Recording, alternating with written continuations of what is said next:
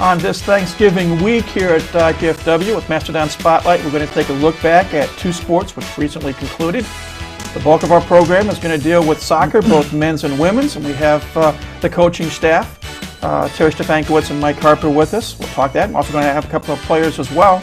And in the last segment of the program this week, we're going to talk to head cross-country coach Mike Frucci and talk about cross-country. So it's soccer and cross-country on the menu, not turkey. Our program is called Mastodon Spotlight, and it's coming up next.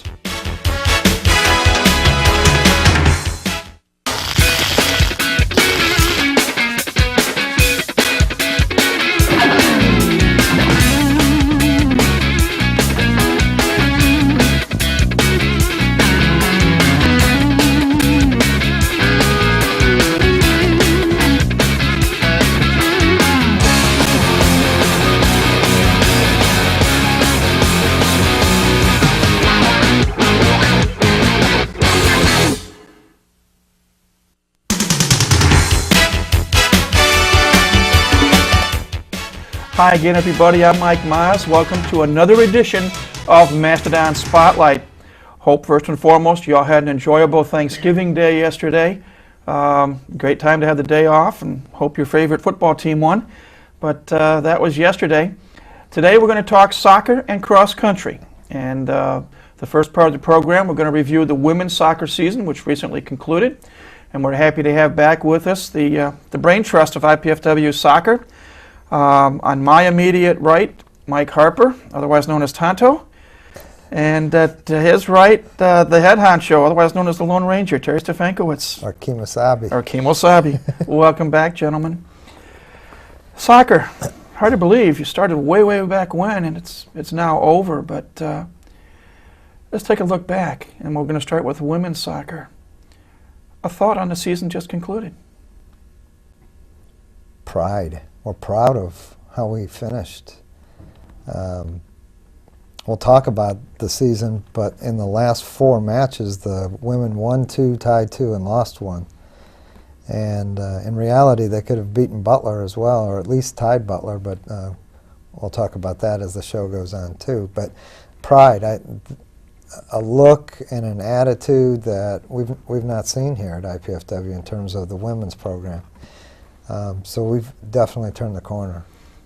Correct me if I'm wrong. Was this your 3rd year with the women's program? Yeah. Programs had 4 years. In the first year, we didn't win a match at all. Right. 0-15, if my memory is correct. So there have been some strides made. And we're going to look at some numbers in a few moments. And the first number, 3-11-3. Now, to some people, that may think, oh, we had a lousy year. But as we've said in this program many times before, it's not always the number of victories that you achieve that determines whether or not you're successful. But there's a number of other factors, including, as you said, pride, effort, attitude, hanging in there. Approach to the game. One of the things that you've mentioned, both of you have mentioned when you've been on before, one of the biggest obstacles that the women's team ran into this year was injuries. You had a lot of gals hurt. Now that the season's over, and you've had a chance to look back a little bit, are you surprised with the way your team hung in there in light of the fact that you lost some key players early on? Pleasantly surprised. There was a time during the season when we would look at each other and say, what can we do? What can we do to change the attitude, to change the ability for them to face the opponent for 90 straight minutes? We would play in spurts, 15 minutes good, half hour poor, and then 45 minutes good, and you just can't do that and win in Division I. And I don't know what we will attribute to the turnaround, but maybe you'll find out from the girls in the next segment. But they did. They turned it around. They have an attitude now that we don't want to lose anymore. We can win every game that we play. To play Ball State, who's second in the MAC, and tie them 1-1 and really outplay them was a tribute to the team. So they have turned it around. Well, you've got the schedule in front of you, Terry. Let's take a quick look back at some of these matches. It seems like so long ago we had Soccer Showcase 3, number 2 for the women, and you took on IU, if my memory is correct. And you played that match. IU, believe it or not, if my memory is correct, is in the Big Ten Conference Tournament. I think they're playing Purdue, first round. I think they did, I'm not sure which.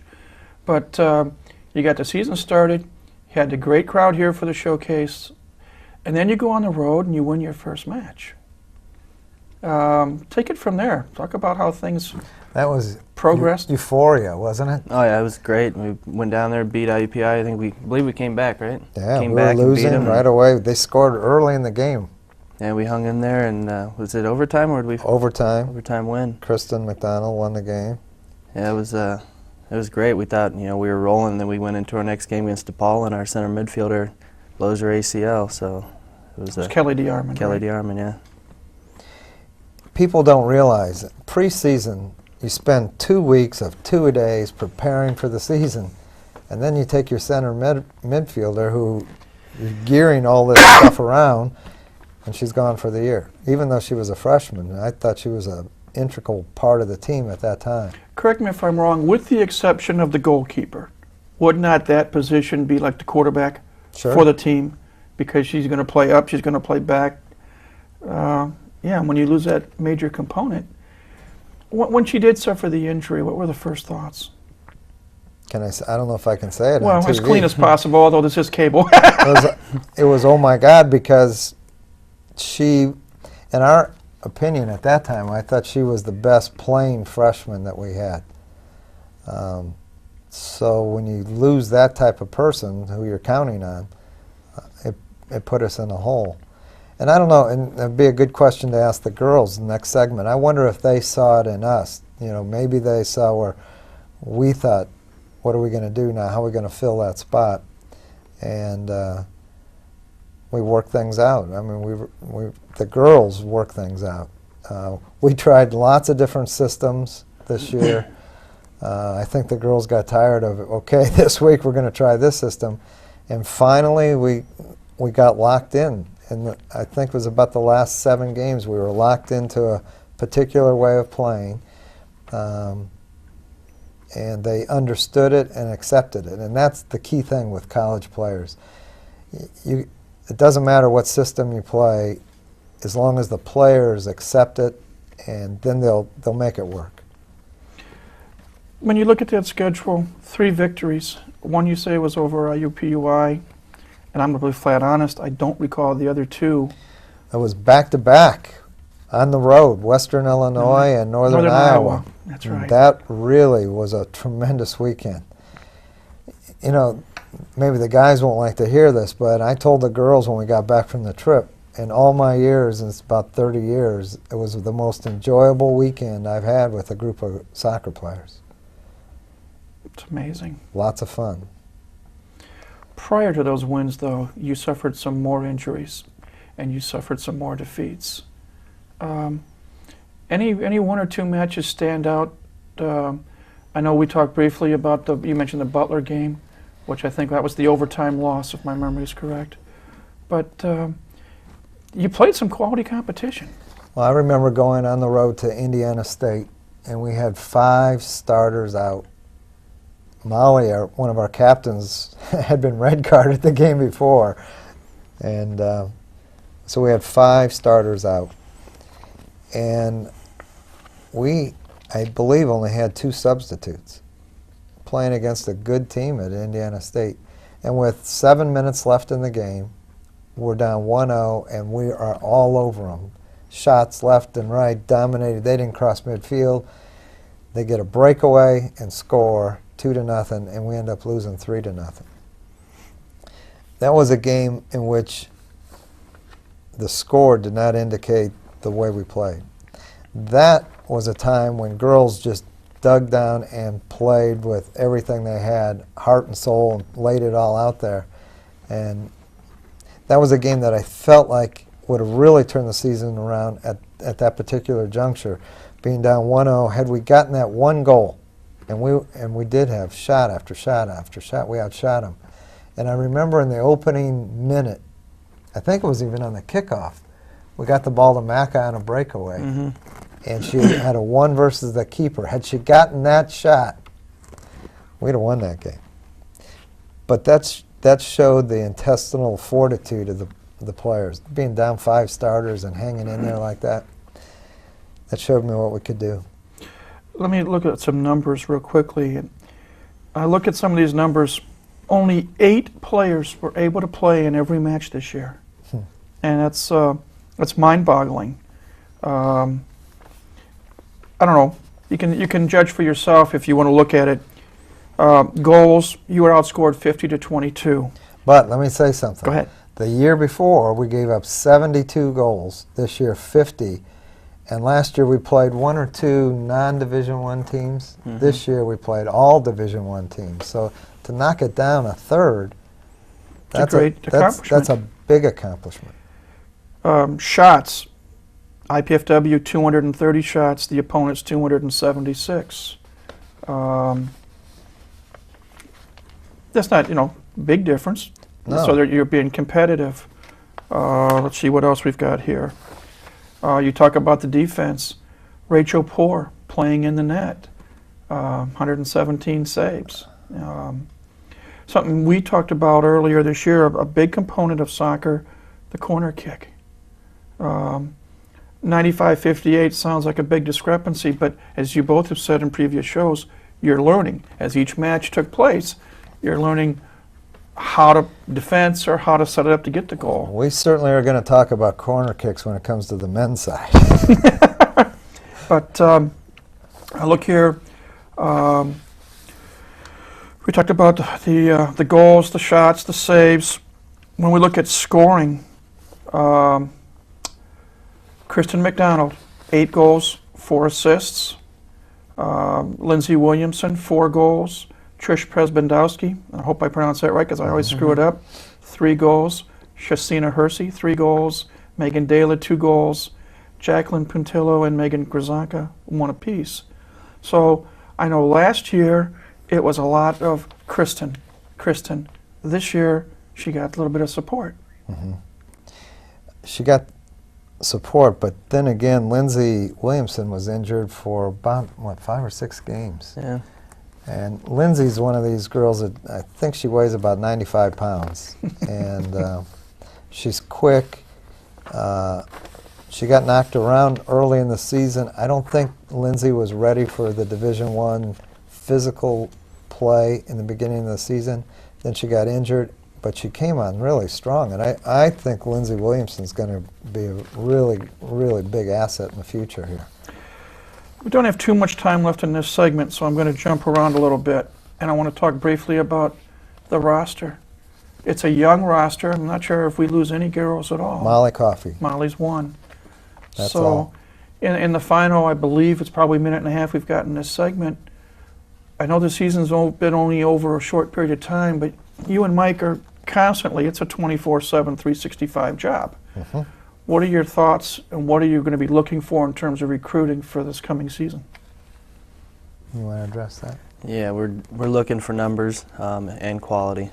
We want to get obviously the best recruits we can find, and Terry's been dealing mostly with the recruiting side right now, and he's been doing a great job. We've hit a bonanza of girls. Obviously, we can't sign them till February, but we're getting a lot of interest.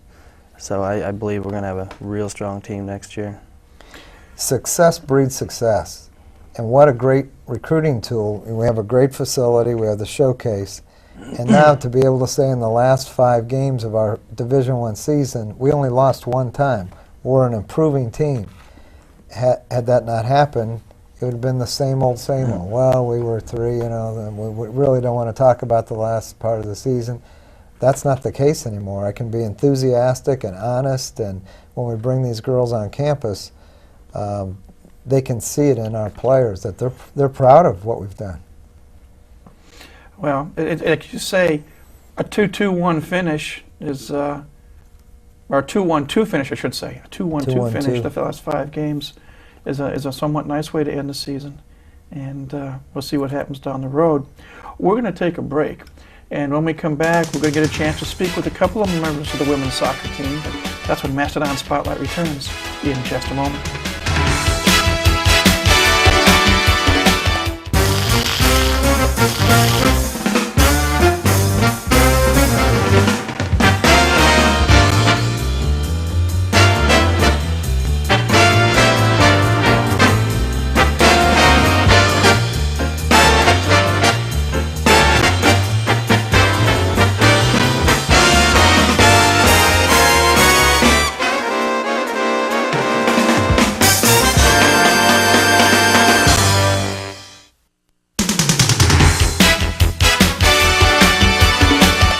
Welcome back to Mastodon Spotlight. Time for my favorite part of the program is the chance to talk with student athletes here at IPFW. And this week we have two members of the women's soccer team. To my immediate right is Jacqueline Puntillo. Did I mess it up? No, Puntillo's right. Rare. Sophomore out of Highland, Indiana, which I think is in the northwest part of the state. Yeah, I live about 30 minutes outside Chicago. Aha. And to Jacqueline's right is junior Katie Leahy. I knew I was going to screw it up. Katie is from Cincinnati, Ohio. Welcome to the program, ladies. Jacqueline, tell us a little bit about yourself, please. Like you said earlier, I'm from Highland, Indiana. I came here mainly because of Terry. He's a great guy. I love it here. I play defense. I usually play on the outside. I got switched around a little bit this year, but I mean, we're developing. That's expected. Katie? I'm from Cincinnati, Ohio, and I'm a junior. I kind of got shifted around a little bit too. Mostly, I ended up mostly on the outside mid, so hopefully find a place for me. I came here actually as of June of last year. My freshman year, I still didn't know where I was going to go, and I came here on a visit, and Coach sold it to me. I loved it, and I've loved it here the past 3 years, so I'm looking forward to next year. Let's talk about the season just concluded. Not as many wins as you would like, but I guess the first question that I really want to ask, as we talked about with the coaches in the last segment, your team was hit hard by injury. And a quick rather look back, when you saw all your teammates getting hurt, what was going through each of your minds? Jacqueline, start with you. You try not to get discouraged, but it's hard. When you have your center midfielder, Kelly DeArmond, go down, one of your forwards, Lindsay Williamson, had a real bad sprained ankle, outside defender, Sarah DeZarmo, a couple others go down.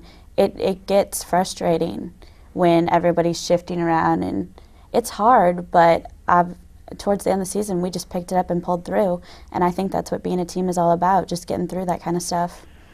Before you saw the light, so to speak, when you saw these guys go down, did either of you get a little gun-shy in the sense that, hey, if I'm going to hit somebody, I may get hurt myself? And maybe did that happen at all to either of you? I don't think you can let yourself take on that thinking, because I think it's going to bring you down as a player. And I know one thing Coach stressed the whole year was going out and hitting them hard. And when you go out and hit them hard, your other teammates are going to pick up that motivation, and they're going to go out and do the same thing. So if you let down, then your teammates are going to see that also, and they might let down too. So I don't think you can take on that thinking. As the coaches alluded to earlier as well, you finished the season strong. 2 wins, a loss, and 2 ties. What was the turning point for those last 5 matches to be played as well as they were, do you think? Detroit Mercy? Yeah, definitely Detroit Mercy. After Detroit Mercy was a game at halftime, I think it might have been tied at halftime, but it was a game that we were going at them the first half, and we knew that we should have won that game. And I don't know what happened to a second half, but we ended up losing pretty badly. And I think we got to a point where we got onto the bus after the game, and the whole team just kind of talked, and I think we got to a point where we were sick of losing. I don't know what it was the one thing it was that turned us around, or why we weren't winning the other games. But on that bus, definitely something sparked, because we came out the next weekend and won both games. And that was that road trip, I believe. Yeah, to Iowa and Illinois. I'll ask each of you the same question. what was the most enjoyable part of the season? What was the least enjoyable part of the season? Jacqueline, start with you. Well, I have an extremely competitive nature, so any losing was probably the worst part of my season. But I think the road trip to Iowa, that 2 wins in a weekend, we had a great time. Everybody was just, it was a team, and I love that. Katie? I think I'd have to agree with Jack. The best part of the season definitely was probably the Iowa trip, not just because we won 2 games. Obviously, that made it probably 10 times better. But we were a team that weekend in every aspect. We all hung out. We had probably the greatest time. And the worst part of the season, I'd probably have to, again, agree with Jack on losing. Nobody likes to lose, but I think losing, in the end, for our team, losing brought us closer together. So it was a positive aspect at the same time. Both of you have eligibility left here at IPFW. Katie, you have 1 more year. Jacqueline, you have 2. Mm-hmm. I know it's a ways down the road, but next year, what would you like to see happen with IPFW women's soccer? I think I'm looking forward to next year. I've never seen Coach this excited about recruiting. We've already had a couple recruits in. Granted, we haven't had anybody sign yet because we're not allowed to. But I'm excited, and I know he's excited. When everybody's takes on that excitement, it kind of spreads. And I know I can confidently say that I think this is a team that's going to get better. We're not a team that's going to stay the same or get worse. We're losing 1 player, so we have all our returning players except for that 1, and we're going to get better. We did this year. Our record might not have been that great, but you can ask any player on the team, and they'll tell you that we've improved. So There's now 7-0, 8-0 losses this year. It wasn't like that. A lot of our losses. Wright State was a 4-3 loss. Niagara was a 3-2 loss, and that was with Molly. We played a man down for 70 minutes of that game. A lot of our losses were pretty good losses. Well, I appreciate you taking some time to come visit with us. Congratulations on the season completed. I know the W's weren't as many as you'd have liked, but as both your coaches and all the coaches here on campus say, if you give an honest effort, go all out, nobody can find fault with what happens. So congratulations on the season. Good luck in the future, and hopefully we'll have you back next season as well on the program. Thank you. We've had as our guest a couple of members of the women's soccer team, Jacqueline Puntillo, sophomore, and junior Katie Leahy. We'll take a break and come back with the coaches, and then we'll take a look at the men's program as well. But that's when Mastodon Spotlight returns in just a moment.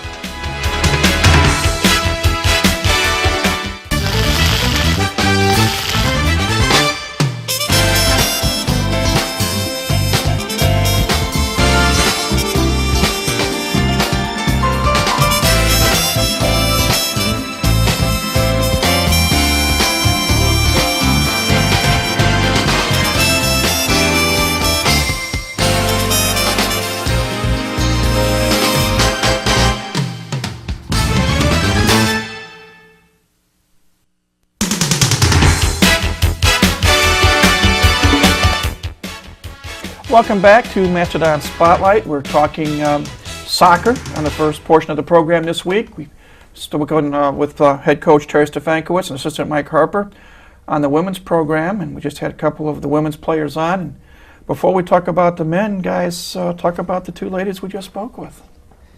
Well, one's a senior, will be a senior captain, Katie Leahy. She's from Cincinnati, Ohio, and the other will be a junior. Hard to believe Jack is going to be a junior. Jacqueline Puntillo, she's a defender. And to talk a little bit about them, I think Katie went through a transformation that really helped us at the end of the year. She wasn't up to par in the beginning of the season, and all of a sudden she turned it around. And she may be tiny, but she was a tiny tiger out there at the end.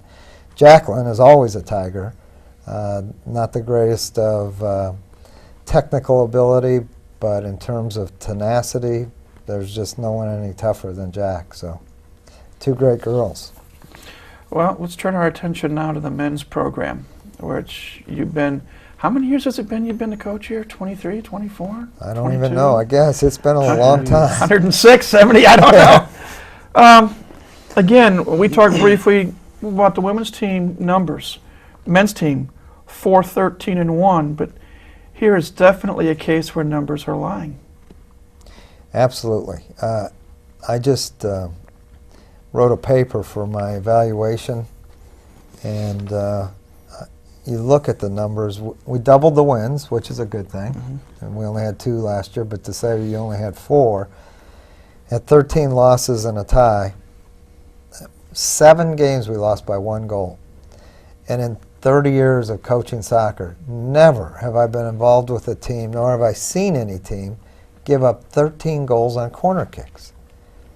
That's the difference between a winning season and a losing season here at IPFW. To lose 7 games by a goal and have 13 of those goals be as a result of defending a corner kick, it boggles my mind. We spent so much time. We changed from man-to-man to zone. We thought we had the problem solved, and then we gave up a few more. So I think it's a matter of concentration and a little bit of luck.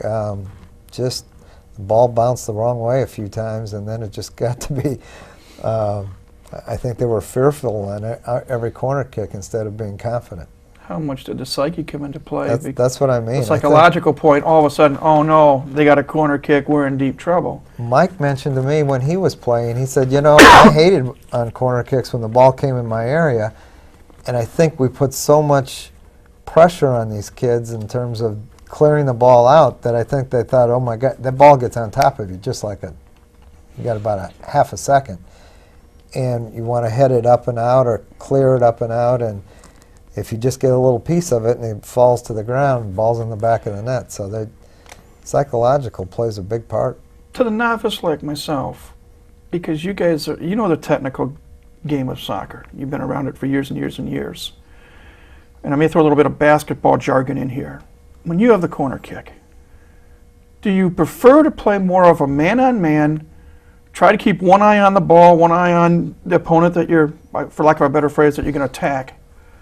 Or do you sort of like play a zone and listen for the instructions from your goalkeeper who's actually going to call the shots as to where everyone plays? What's the preferred way? Well, I think it's a philosophy of the coach. The coach sets the tone. You can play either way, and either way can be successful. We watched the World Cup this summer, and everybody was man-to-man marking. And there's a lot of shirt grabbing and following, and so we switched to that in the beginning of the year, and we man-to-man marked because the philosophy of our team defensively was man-to-man marking. And it just didn't work, so we switched to zonal and gave an area to cover. We did a better job of putting people on the post and protecting the post. We gave up 2 goals right on the 2 or 3, yeah. So we did a better job of that. It's just a combination of things, but to answer your question, it's the philosophy of the team. Well, as you look at the men's schedule there, Terry, any particular match stand out, plus or minus? Well, I think Mike should talk about the Bowling Green game. That was huge for us. Yeah, it was our last game of the season. We played up there, and it was a monsoon, cold, rainy, real wet, and the guys, we just came off the win against Taylor, so they were stoked a little bit. And we came out there, and within the first 10 minutes, I couldn't even believe it. We were up 2-0, and it was like a whole different team. We hadn't seen that since we played, I think, Cleveland State. Yeah. And just it's one of those games where everything goes your way. And we had 2 shots, 2 goals.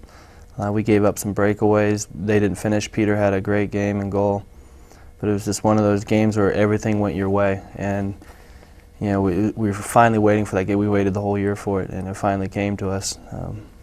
But the guys were real excited, and it's a great way to finish the season. Let's take it back one step further.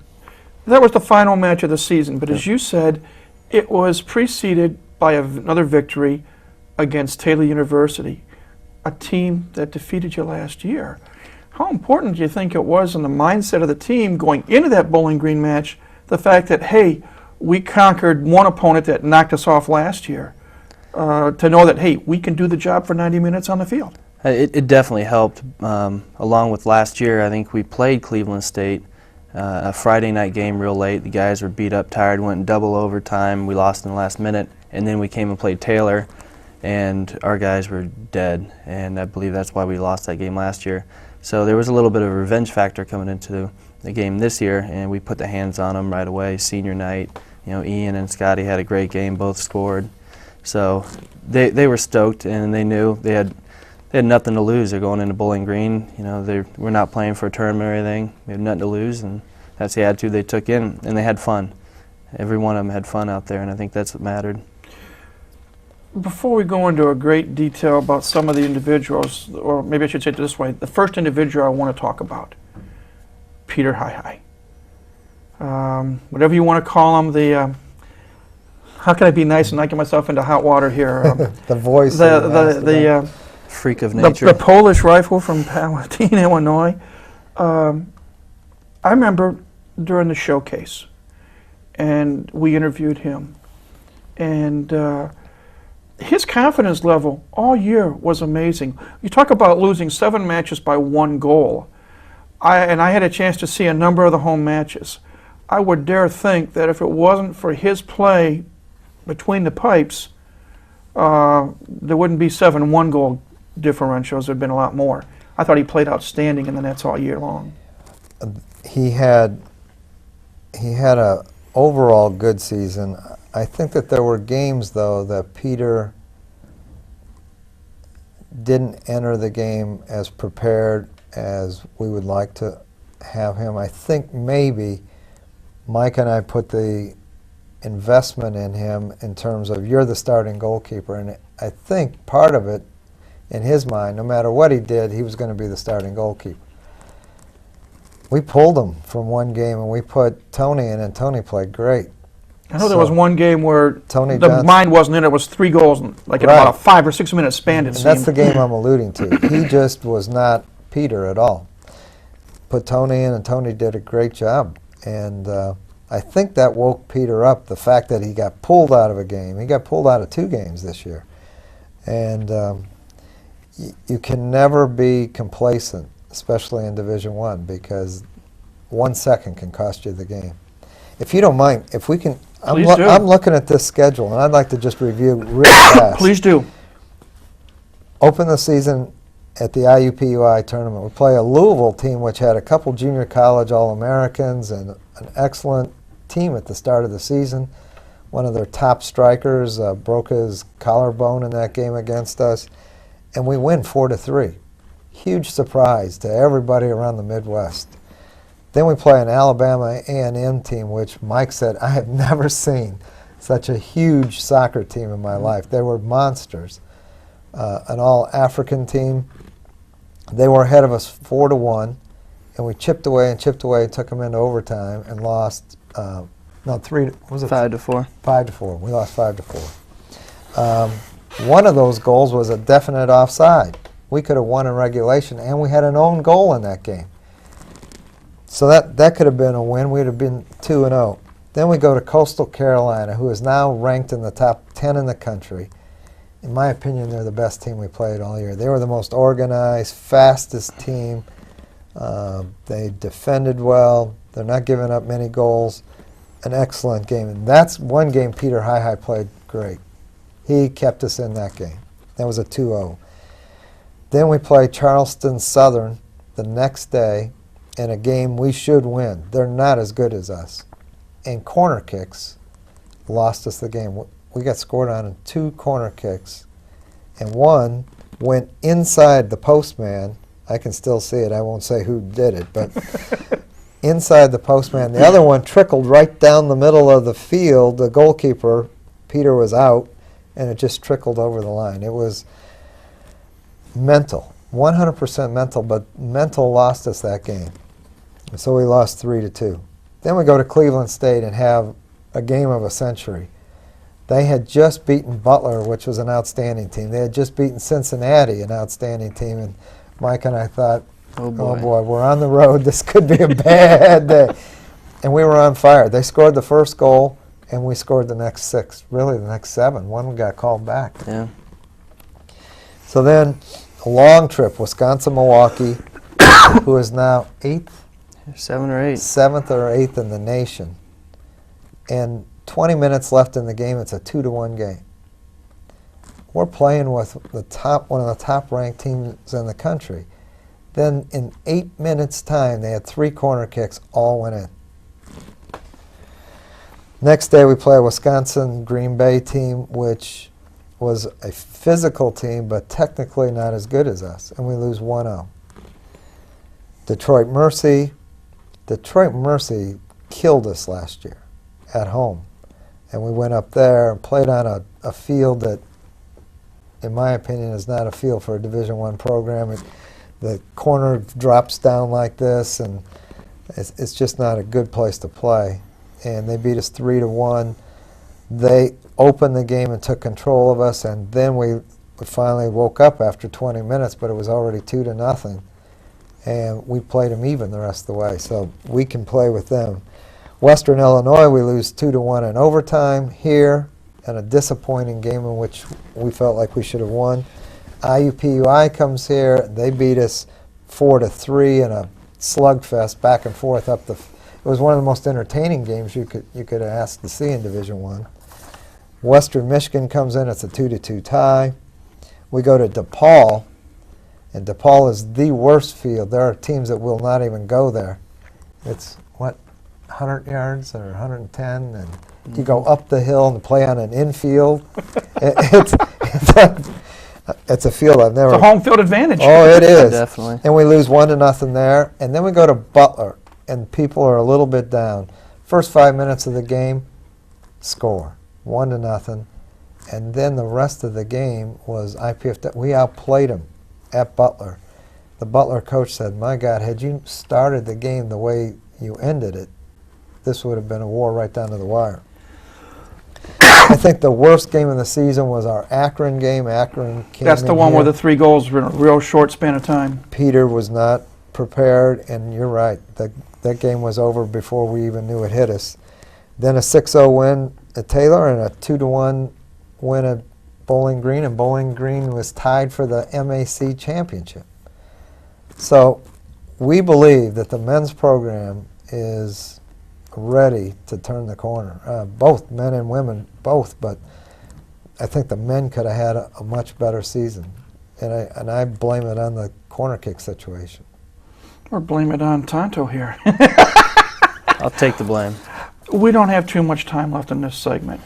2 things I want to try to get if we have enough time to do it. You lose a couple of players. Ian Lulia, which took me 4 years, is one of them, Right. to get his name right. And is it Scotty Bailey. Mm-hmm. What do they mean to the program? Scotty is the most versatile player on the team. He played fullback, he played midfield, he played forward, he was able to hold the ball. He's one of the few guys that we had up front that could hold the ball. So in terms of versatility, Scotty was the most. In terms of leadership, Ian provided us, I felt like, the best leader on the team. He led by example, and he was vocal. He took control of the team. He took lots of our restarts. So both of them are real valuable players, and we'll miss both of them. It was a sad day, but the women's team made it a happy day for them. They came dressed in blue and white, painted their faces, brought balloons. The guys chipped in and bought them a gift certificate to Cork and Cleaver. And so it's a family here, not just 2 soccer teams. It's all one. I don't have time to go into Soccer Showcase number 4, which will be next August, but we'll have you back later in the year once more arrangements have been made. Final question. As I asked you at the end of the women's segment, you lose only 2 players, so there should be a strong nucleus coming back. What are your most important needs in recruiting for the men's team for next year? We're not looking for numbers with the men. We're looking for quality players. And Go-to guy. we think we found, we can't tell you anything about it, but we think we found a diamond in the rough. We went to scout 3 kids, and we're not going after any one of those 3. We're going after this other kid. We got in the car, and I said, who'd you think? He said, 17. Who'd you? 17. So we're going after this one guy. Number 17, who we hope to Yeah. find out sometime in the spring. Gentlemen, as always, thank you much for coming in. I think soccer is on the rise. Maybe we got spoiled 3 years ago with that 18-1-1 season, or 18-1-2, I forget which, but when you made the Elite Eight. And but that's a goal that the team now has for the future, and it can be done. And with hard work and effort and attitude, as you've alluded to earlier, and if you get the team to work as a team, anything can happen. Can I say one last thing? Please do. This year, going into the season, we hope to have winning seasons. I think if you ask the players, they expect to win now. That's the difference. And we'll hope to see good things to come in the future. Thanks again for coming on. We have been visiting with the Brain Trust of IPFW Soccer, both men's and women's, head coach Terry Stefankowitz, assistant Mike Harper. We're going to take a break, and when we come back, we're going to shift gears slightly as we're going to meet with head cross-country coach Mike Frucci. That's when Mastodon Spotlight returns in just a moment.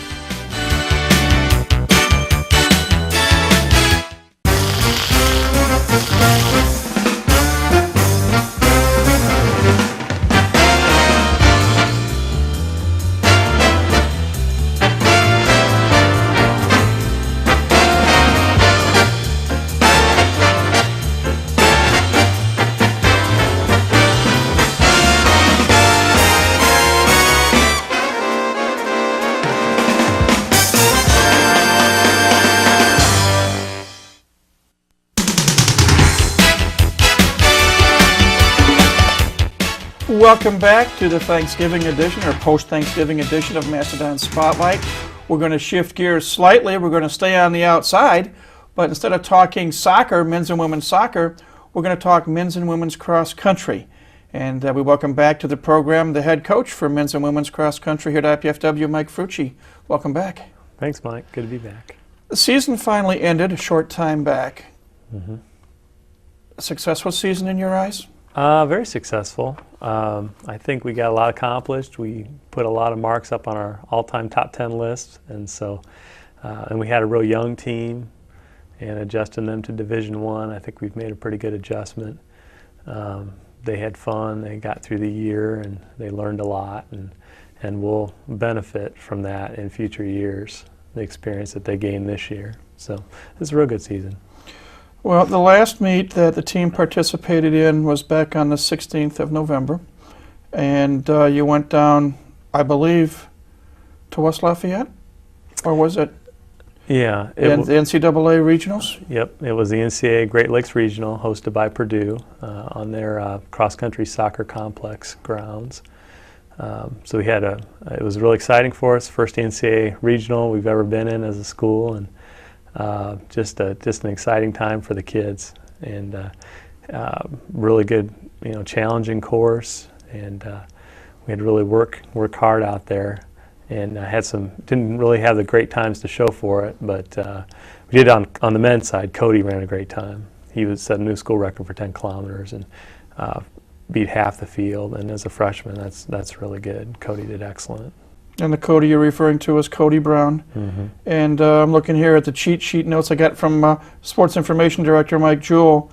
16 minutes, 17.9 seconds. That was halfway split. Oh, okay. Yeah, he ran 33:13 for the 10K. And it was, like I said, it was a challenging course. There was sand and mud and hills and lots of challenges. When you get into a meet of that proportion, what's the atmosphere like? Obviously, it's different from a regular meet, whether it's invitational or dual or triangular or quad or whatever. Talk about the atmosphere at that meet, if you can. Well, it's exciting. It's all everything's on the line for all the schools. Only the top 2 teams advance out of 9 regionals across the country. So there are about 18 teams that automatically get in, and then after that, the NCAA names about 12 at-large teams. And so everybody wants those at-large bids, and you have to run well at the regional to get them. And so you're not ever guaranteed anything. Only, like I said, only the top 2, and then after that, it's a scrap. And so teams are very, very serious, and everything's on the line for all the teams there. So, Is the course that's picked for, be it a regional or a national meet, how much tougher is it from regular courses? Or are they more hillier? I don't know if that's the right English or not. Or they have more hills, or are they more of a flat type course? Or I don't know if the coaches really have a preference. Just as long as it's a well-established course, and they know that the school is going to host a quality meet and take care of everything. If they're comfortable with that, I don't think they really mind whether it's a challenging or less challenging course. The importance is that it's an established course and that the school has been responsible in the past as far as running meets. So. you had a number of meets this year. Let's talk about the men's team first, and then we'll finish off with the women. You mentioned Cody Brown, but there were some other runners who helped out as well. Talk about, if you can, looking back at their seasonal performances. Well, on the men's side, we had a lot of injuries this year. Ian Wilson did run good for us the whole year, was our number 2 runner. Paul Tryon, our senior, has a blood disorder, and really it started in outdoor track, and he really has never gotten over that, and really hasn't had the energy to run fast, and so he didn't have as good a senior year as he would have liked, and that's unfortunate because he works awful hard. As far as the other runners on the team, Chris Brown was out for a month with an IT band problem. Brandon Reichert also had an IT band problem.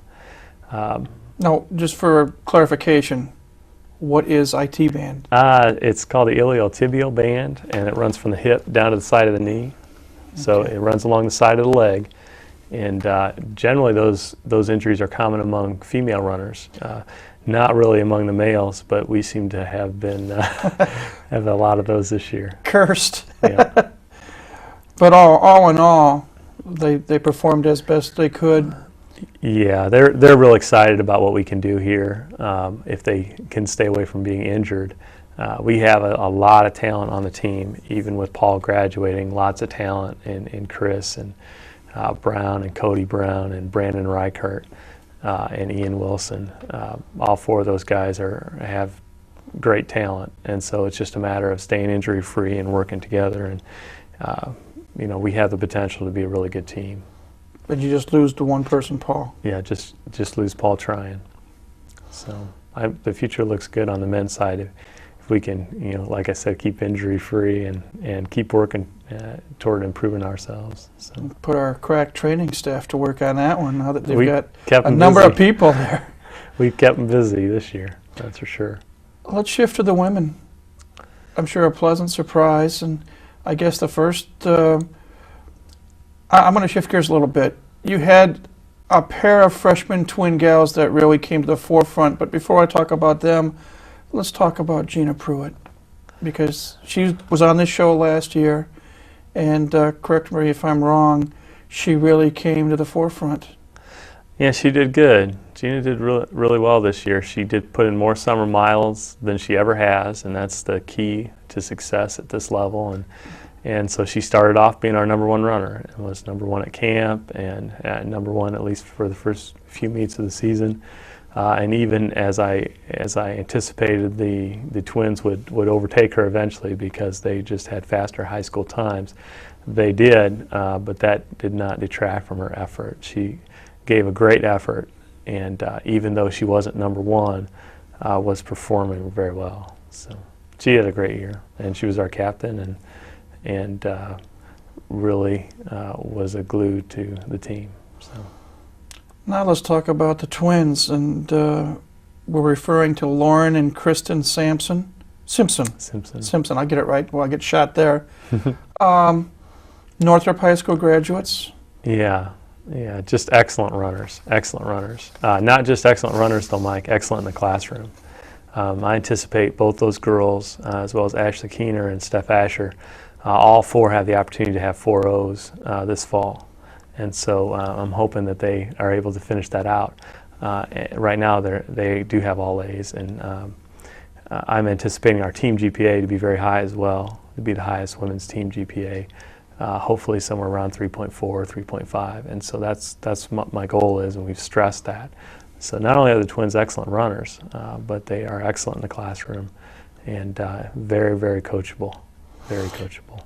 I want to point out again, we did point it out in a previous show back in October, Lauren Simpson was named the Independent Cross-Country Runner of the Week, and at the time, and this was in the middle of October, she set back-to-back school records, or set it and broke it and set it again. And I'm looking here, the old school mark was 24:05.9, and at this particular time it was 23:21. I don't know if it's been lowered ever since then. Yeah, she broke it again and ran 23:16 at pre-nationals in October, and then she came within 2 seconds of the school's 5K mark, which is 17 years old. I mean, that's because 5K has been around a lot longer. The 6K has only been around for about 5 years. So, and I'm sure she'll get that. She's been fantastic, and I don't think has gotten to where she can be yet. Both her and her sister. There's a ton of potential there. In the last few minutes we've got, let's look ahead to the future. You mentioned you only lose one runner on the men's team. What about the women's team? We don't lose anybody, Mike. All 6 girls are planning to come back, and we have exciting times ahead. I'm very, very confident that the talent level is there, and these girls are going to stick it out, and IPFW will be a benefactor of that in the future as they gain experience. And we are recruiting to fill that 7th spot, and that should tie together the team nicely for next year. What do they do between now and next season in trying to get better? I mean, are they going to hit the weight room, or do you have plans made out for them as to a course of action that they're going to, obviously they're going to continue to run, but what would take place between now and next season? Well, they have a little bit of break here between cross and indoor track, about 3 or 4 weeks, and then they'll have indoor track, and I'll be coaching them through that season, and then we'll go right into outdoor track, and we'll coach them through that season.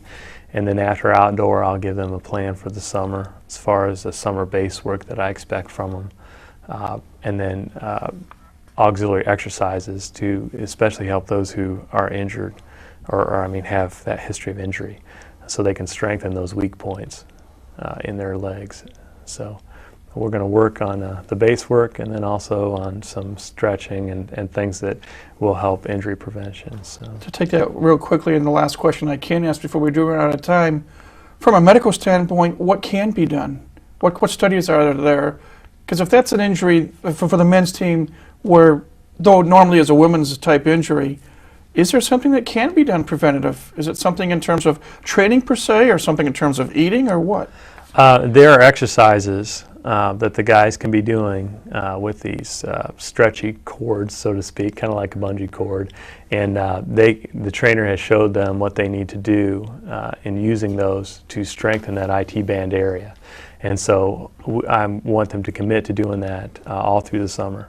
And now, for my perspective, I see some things that we did in the workout scheme that were stressful on their bodies, and I'm going to try to modify those concerning those individuals that had the IT band injury, and see if I can help out from our training scheme side of it, but also they can help out by strengthening what is obviously a weak point in their running form, so to speak. We wish you well. We congratulate you on the season completed, and hopefully you'll get some more runners to come in and participate, because you can't build without getting more runners. But we wish you well, and we look forward to talking to you in the spring when we can talk about some signings. Okay, that sounds great, Mike. Mike Frucci has been our guest, the head cross-country coach here at IPFW. We thank Mike. We also thank Terry Stefankowitz and Mike Harper, and the members of the women's team that appeared this week's show. As always, we thank you, the viewer, for tuning in to see what's going on with IPFW Athletics. We invite you to come back next week for another edition of Mastodon Spotlight. But until then, this is Mike Maas saying, have a great week, good holiday weekend, and go Dons.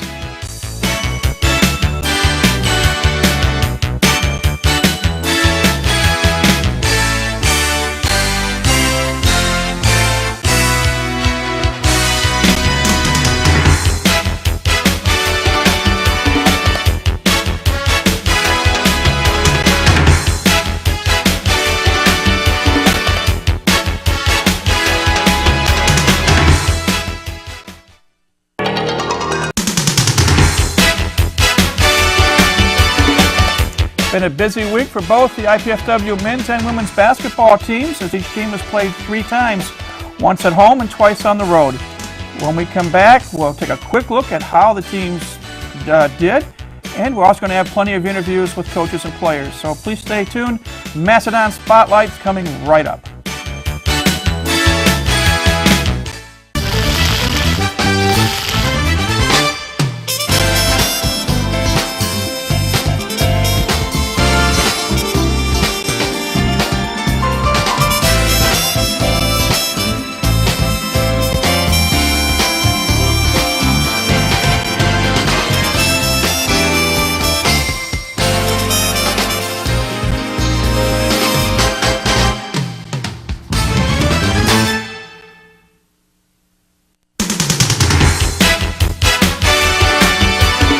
Hi again, everybody. I'm Mike Maas. Welcome to another edition of Mastodon Spotlight.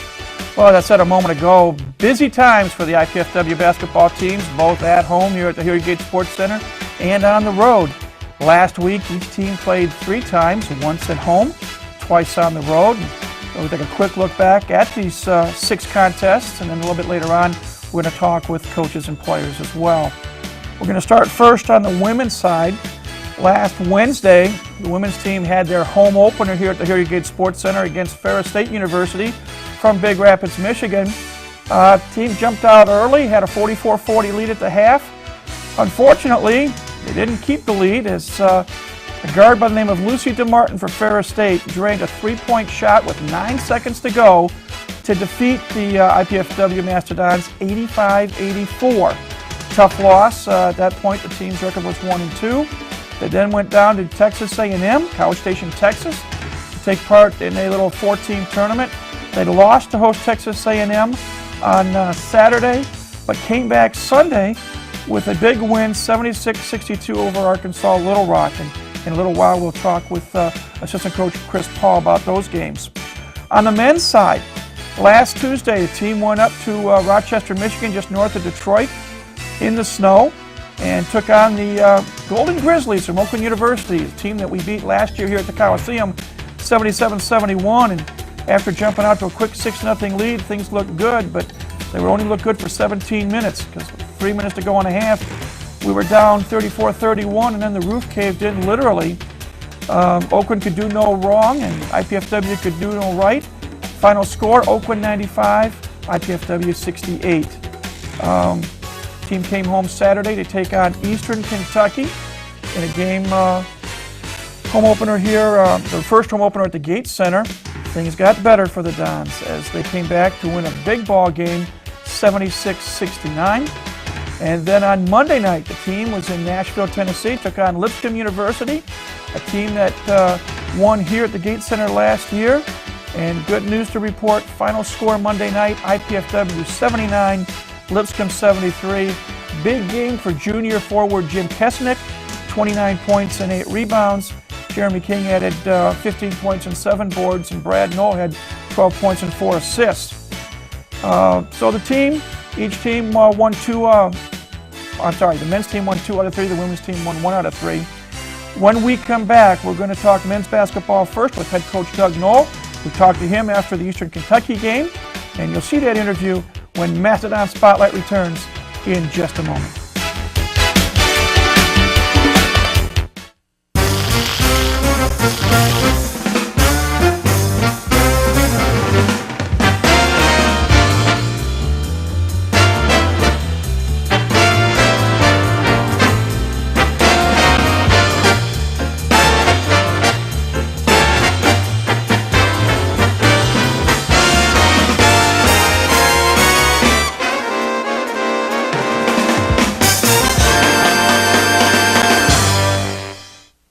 Welcome back to Mastodon Spotlight. Time now to talk men's basketball with the head coach, Doug Knoll. And Doug, we're in your office, and I appreciate that. And as we're talking, a very big win for the Mastodons, 75-69 over Eastern Kentucky.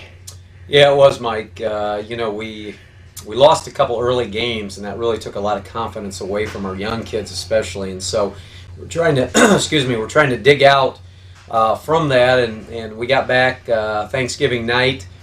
We had a pretty intense practice. We came back yesterday. Again, Didn't go long, but went intense. Some of the coaches got on the floor, diving for loose balls.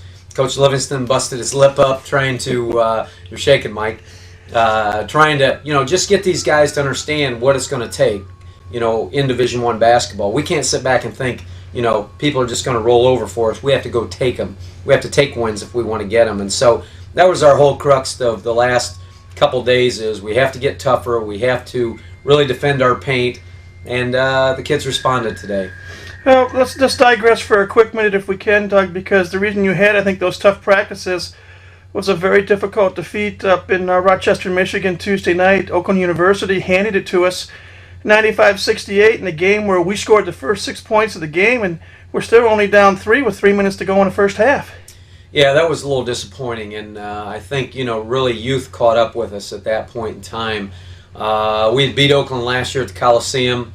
They're much improved, but we played with them for about a half, and then really the last 2 minutes got away from us. But I was real disappointed in the intensity and the physicalness that we didn't show, and we're bound and determined that we may go down and we may not win every game, obviously. But what we're going to do is we're going to come ready to play. We're going to put our hard hats on, and so all the coaches wore hard hats yesterday to practice. And we give the hard hat award now, having the hard hat above the guys' locker room, who really showed a lot of grit and a lot of intensity and determination and physicalness, and that's what we got to have each and every day. Let's talk a little bit about the two tallest players on the team, and that's 6'10" junior Jim Kesnick out of Milwaukee, Wisconsin, and 6'9" sophomore David Simon, the transfer from Loyola who played volleyball. David played very well, probably the only real bright spot at the Coliseum against Butler with his 6 of 6, 14 points and 7 boards. And Jim's, I think, been a leading scorer 3 of the 5 or 6 games now that have been played. And how nice is it to finally have a couple of big men that at least are starting to learn how to play aggressive in the paint? Well, actually, our big men were the ones that were really carrying us for the first few games, and especially Butler and Oakland. But it's really great to have not only them, but then we've got a couple other guys with some size that we can throw in and bang. Rick Wyan, Kyle Thrasher, Brandon Jennings. That's really nice, because last year when Eastern Kentucky beat us, Haney had 29 and 15 rebounds. Tonight he had 4 points and 6 rebounds. So what we added in depth inside has been really important for us. But Jim has stepped up. He's been a leader this year.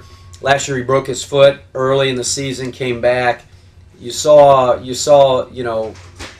spurts of Jim Kesnick really playing well. But then, he would digress a little bit. Then he'd come back and play a little bit stronger again. So it was great to get him out of the gates this year. And really, he's almost like a sophomore. I mean, if we really had the luxury of redshirting him last year, we would have. I mean, think how it would have been if he was a sophomore right now. We didn't have that luxury, but he's really stepped up now and has provided some great minutes for us in scoring. He's leading us in scoring. Rick may have caught him today, but he's been our leader in scoring and rebounding. And Dave's just so raw. Dave hasn't played college basketball up until this year, so everything is new for Dave. And, we've just got to get him to go hard all the time. And I think things will work out for both him and Jim. Going back to this win over Eastern Kentucky today, I know we mentioned it in the radio broadcast, and for once I feel kind of good. I felt that Terry Collins, who had only scored 7 points combined in his last 2 games, and Jeremy King, who a year ago against Eastern Kentucky had 28 points, needed to play well in the second half when we were down by 2. J.K. had all 12 of his points in the second half. I think he had 7 or 8 boards. Terry had 11 points in the game, 9 in the second half, and they really came through for us. Yeah, no doubt. And, when you look at the Butler game a couple games ago, that Rick, Jeremy, and Terry had 10 points combined, and now tonight they had somewhere in the 40s. That's what we have to have. And we can't just rely on our 2 big kids all the time. We've got to start from the inside out, meaning that, it's like in football, you establish your running game to get your passing game to work. We have to establish our post game to get our 3-ball to work, or our perimeter play. And that's what we're trying to do. And when we do that, we're a much better basketball team. But it does help that they really stepped up today, and especially in the second half. And we just kind of grabbed the win and took it. And that's what we told the guys. We have to do that. It is our home court, and we need to step up and take this game, because they're not going to let us take it. We have to take it ourselves, and we did. Tough stretch coming up in the next couple of weeks, especially this coming week. As we tape this, the game's over on Saturday, and you're going to get on an airplane tomorrow to go to Nashville to take on Lipscomb. And it's a little payback for them because they beat us here last year, I think by 4. And then on Thursday, you're going to be at the University of New Mexico in the pit, taking on the Lobos. Let's talk about these 2 games. Well, I haven't looked at any scouting reports. My assistants do a great job, Fred Andrews, Joe Pachota, of doing the scouting reports, and they're always working ahead. For me, it's always the game that's the present. I'll take a look at this tonight, and then I'll look at Lipscomb starting a little bit tonight, but tomorrow on the plane ride down and in the hotel room, we'll start to focus on them. New Mexico, I haven't really done a whole lot with them either, obviously, because I won't do anything until we get through Lipscomb. But Fred and Joe do an outstanding job of getting everything in line. They're working ahead, but I'm trying to concentrate on the task at hand, which is the game coming up. So I couldn't tell you what Lipscomb has. They probably have a lot of their same guys from last year. They beat us by 4 at home, and we missed 14 free throws. So I don't know if it's so much payback as, we've got some momentum now. We want to go back and really start working to get this team, to the level that we want it. And this was the first step. So hopefully we'll be ready to play at Lipscomb on Monday night. Well, congratulations once again on win number 1 this season. Good luck on the trip, and we'll talk to you next week about these 2 upcoming games, and they've been the busy week ahead that week as well. So, again, congratulations. Thanks, Mike. Appreciate it. Head coach Doug Knoll of the IPFW Mastodons will take a break and come back with more of Mastodon Spotlight in just a moment.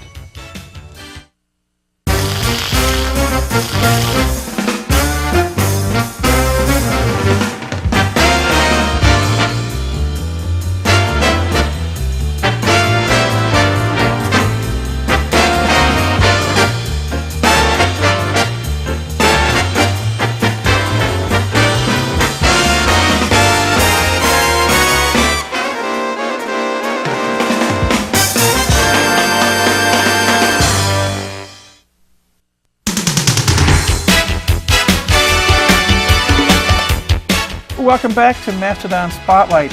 Our emphasis this part of the program is on men's basketball, and we just heard from head coach Doug Knoll. When we talked to Doug, it was after the victory over Eastern Kentucky. It's a couple of days later now, and we're in studio, and one of the rising stars, and I think I can genuinely say that because he has improved every year here at IPFW, is 6 foot 10 inch junior Jim Kesnick out of Pewaukee, Wisconsin, and I always enjoy saying that on the air, Pewaukee, not Milwaukee. And I know I call you Big JK for some reason. I know the team calls you Kess in deference to Jeremy King for who I call Little JK. Right. I mean, you're taller than him. But welcome to the program. Thank you. 3rd year. Last year was a tough year for you because you had a foot fracture. I think it was a stress fracture or foot fracture that kept you out the first part of the season. First question I'll ask, when you talk about any type of fracture, whether it's foot, arm, ankle, whatever, you always wonder, is it totally healed? Is your foot totally healed? Yeah, it's fully healed. I haven't had any pain in it since probably, after I got released, there was probably a pain every once in a while, not major pain, for a month or so. But after that, I haven't had pain in it since. So it's doing well. Of course, when you're 6 foot 10, and I'm trying to remember what shoe size you wear, but cripe, it dwarfs my 11s, I can tell you that. 14, 15, 16? 16. Size 16. Good Lord. You have to be concerned with the big foot and when it gets hurt about down the road. For the benefit of some of our viewers, they've seen you on the broadcast now because this is your 3rd year here, but can you tell us a little bit about yourself? Yeah.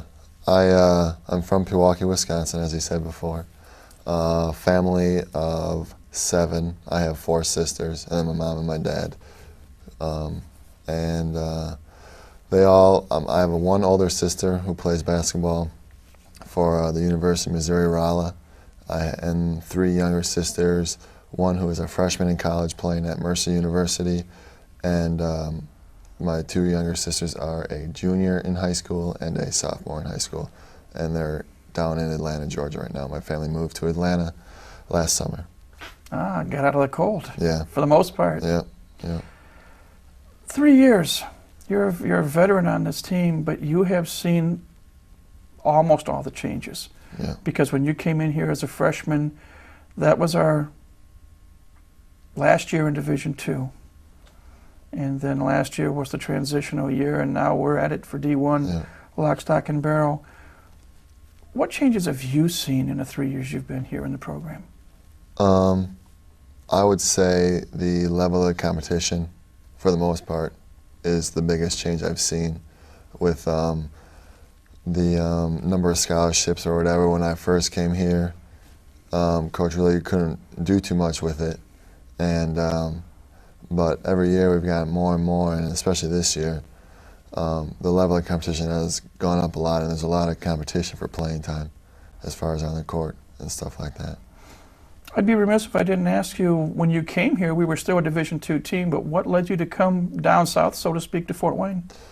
I was supposed to go to Columbia University. I had talked to their coaches and had pretty much almost signed with them. And then I went on vacation, and they tried and got a hold of me, and they couldn't get a hold of me. I guess they thought I wasn't interested anymore, and they got somebody else. So Coach Knoll heard about it, and he had talked to me before, and he heard that I was on back looking for schools again. So he called me up, loved the school. They came down and stayed with Brad and Keon, who were really, really good when I came and saw them. They seemed really nice, and Purdue, a degree from Purdue University being engineering, really was enticing. So that's, the school and Purdue University. You're healthy this year. I know you've worked in the weight room. The numbers are up dramatically. 5 of the 7 games that have been played as we air this, as we tape this segment, you've been in double figures, including career high 29 points Monday night against Lipscomb University. You had 29 points and 8 rebounds. You had 14 in the season opener at Colorado State. You had 16 against Oakland, 12. There were 2 games in single digits. What do you see as the biggest reason for the numbers jumping up for you? Confidence in myself, and my teammates having confidence in me as a big part of the team, basically. Well, one thing that maybe some of our viewers don't realize, you're 6'10", and they expect you to live in the paint. You got a heck of an outside shot. Yeah. Who taught you how to shoot from the outside? It's hard work, I guess, out in the driveway. It's unusual for someone, if I can dare ask, because I know we're almost out of time in this segment. 6'10", when did you make the big sprout? It wasn't a big sprout ever. It was like throughout high school, maybe 3 inches every year. I guess you could say it's a big sprout, but every year consistently I was probably 6 foot, 5'11", out of 8th grade, and then 3 inches every year since then. So. Wow. We don't have too much time, but I do want to ask one other question. Something that the coaches have mentioned to me over the past 2+ seasons. 4.1 grade point in an engineering field. That's not easy. But yet you're doing it. You're fantastic student. Upon graduation, what do you hope to do? First, I'm going to pursue a athletic career, and after that, probably design and build houses or buildings, or designing and building something in the architecture. Well, we wish you well on that. I wish we had more time, but unfortunately we don't. Congratulations on the good start this year individually. The numbers are rising, and it's great to see. And I know you had a great game against Lipscomb, 12 of 18 from the floor and 29 points. Keep up the good work, and hopefully we'll talk to you later in the season. Thank you. Jim Kesnick has been our guest, junior forward from Pewaukee, Wisconsin. We'll take a break, and when we come back, we'll talk women's basketball with assistant coach Chris Paul. But that's when Mastodon Spotlight returns in just a moment.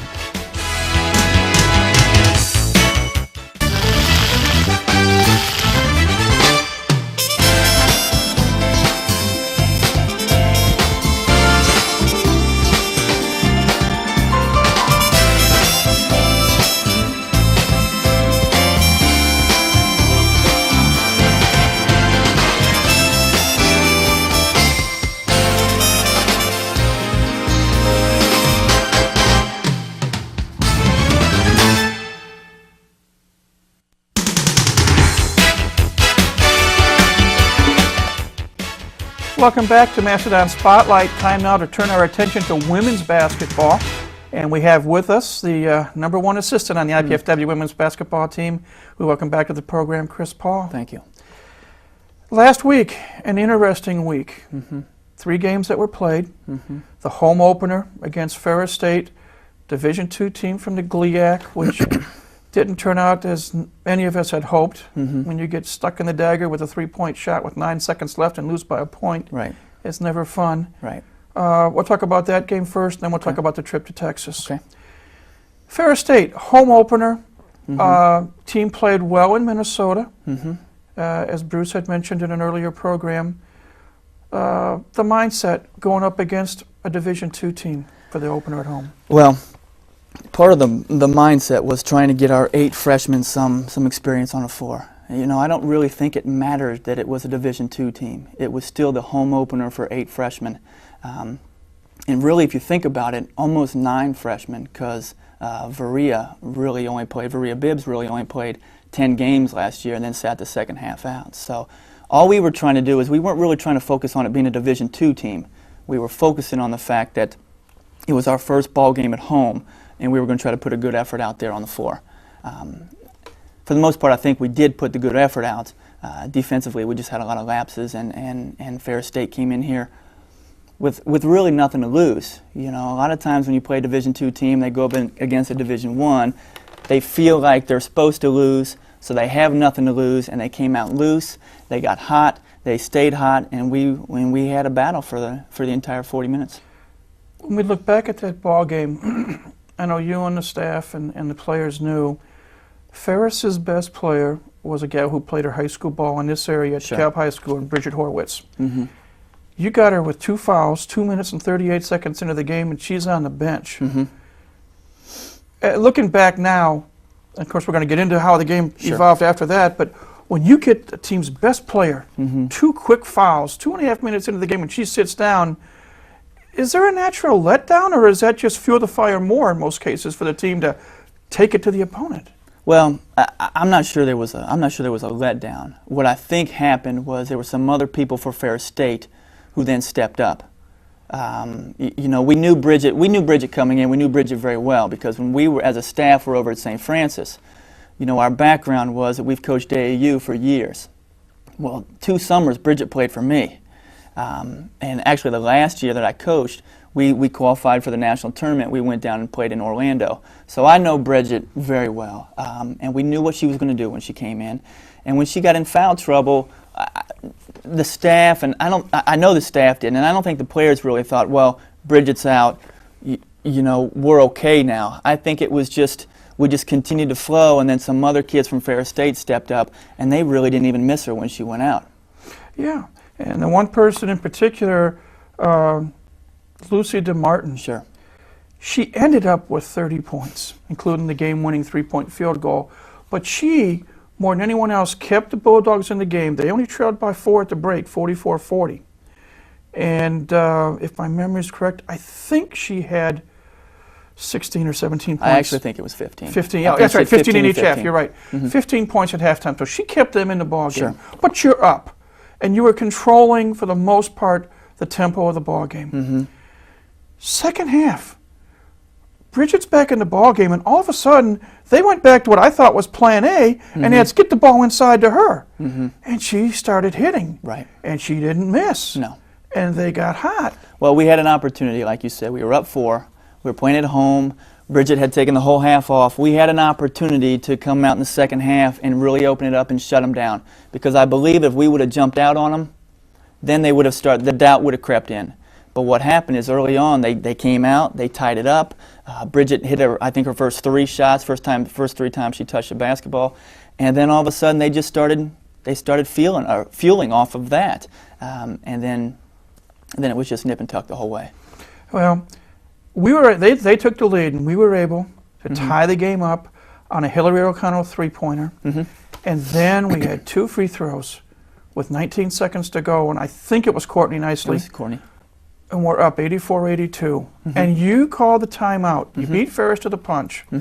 I know what Bruce told us on the radio afterwards, but for the people here watching on TV, What were the instructions for those final 19 seconds? Well, the instructions were we were going to go to our 1-2-2 three-quarter press. Not trying to trap, not trying to steal. All we were doing is keeping the ball in front and making them use some clock. You know, pass the ball back and forth, use some clock. And then the instructions were, we're up by 2. The only way they beat us is with a 3.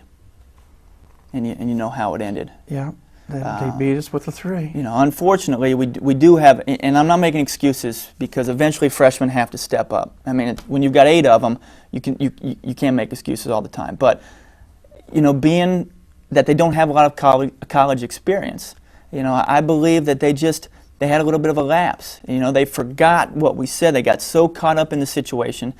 One of their point guard, or I think it was their point guard, penetrated. We stepped over and helped, like we're taught to do, but just not in that situation. Right. You know, and they kicked it out to Lucy, and she banged a big 3. Did you expect her to shoot so quick? I honestly didn't. I thought they were going to wait until 6 or 7 seconds left, then fire a shot of some type and see what happens. Sure. You know, every coach does things differently, but I know what Tracy Fisk was thinking. The girl has 27 this game. If she's open, wide open, let her shoot the basketball. You know, and we probably would have done the same thing. You know, if it was Amy Gerald's and she was wide open and we were down 2, we wouldn't have said, Amy, pull it back, we'll wait a couple seconds, then get a shot. We would have just said, hey, if it's open, if it's a good look, go ahead and take it. And that's probably what she said to her.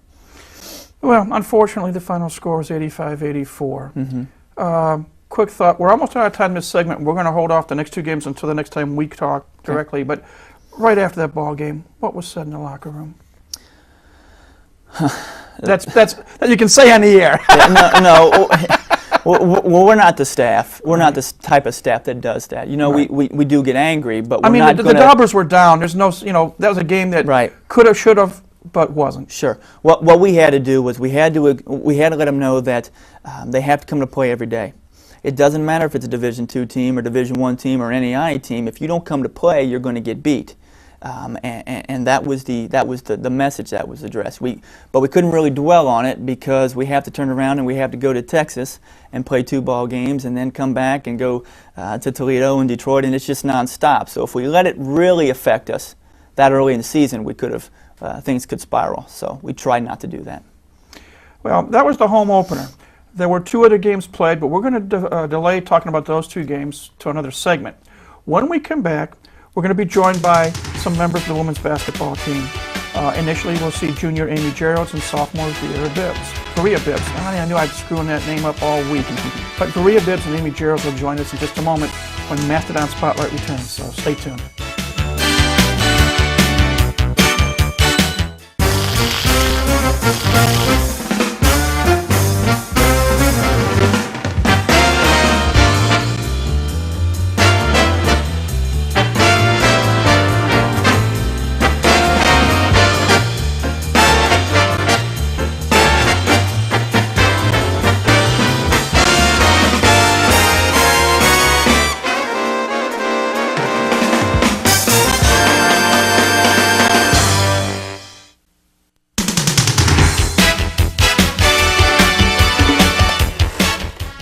Welcome back to Mastodon Spotlight.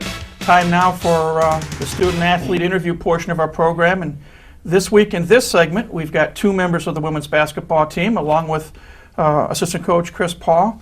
To Chris's left is Faria Bibbs, sophomore from the Cleveland, Ohio area. We'll talk more about that in a moment.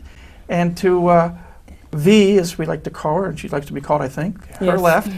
No stranger to Mastodon Spotlight, junior Amy Geralds. Welcome back, Amy, and welcome, V. And because you've not been on the show before, can you kindly tell us a little bit about yourself, please? Yeah, I'm a sophomore from Cleveland, Ohio. I went to Euclid High School, majoring in secondary education, hopefully be an English teacher by the time I get out of here.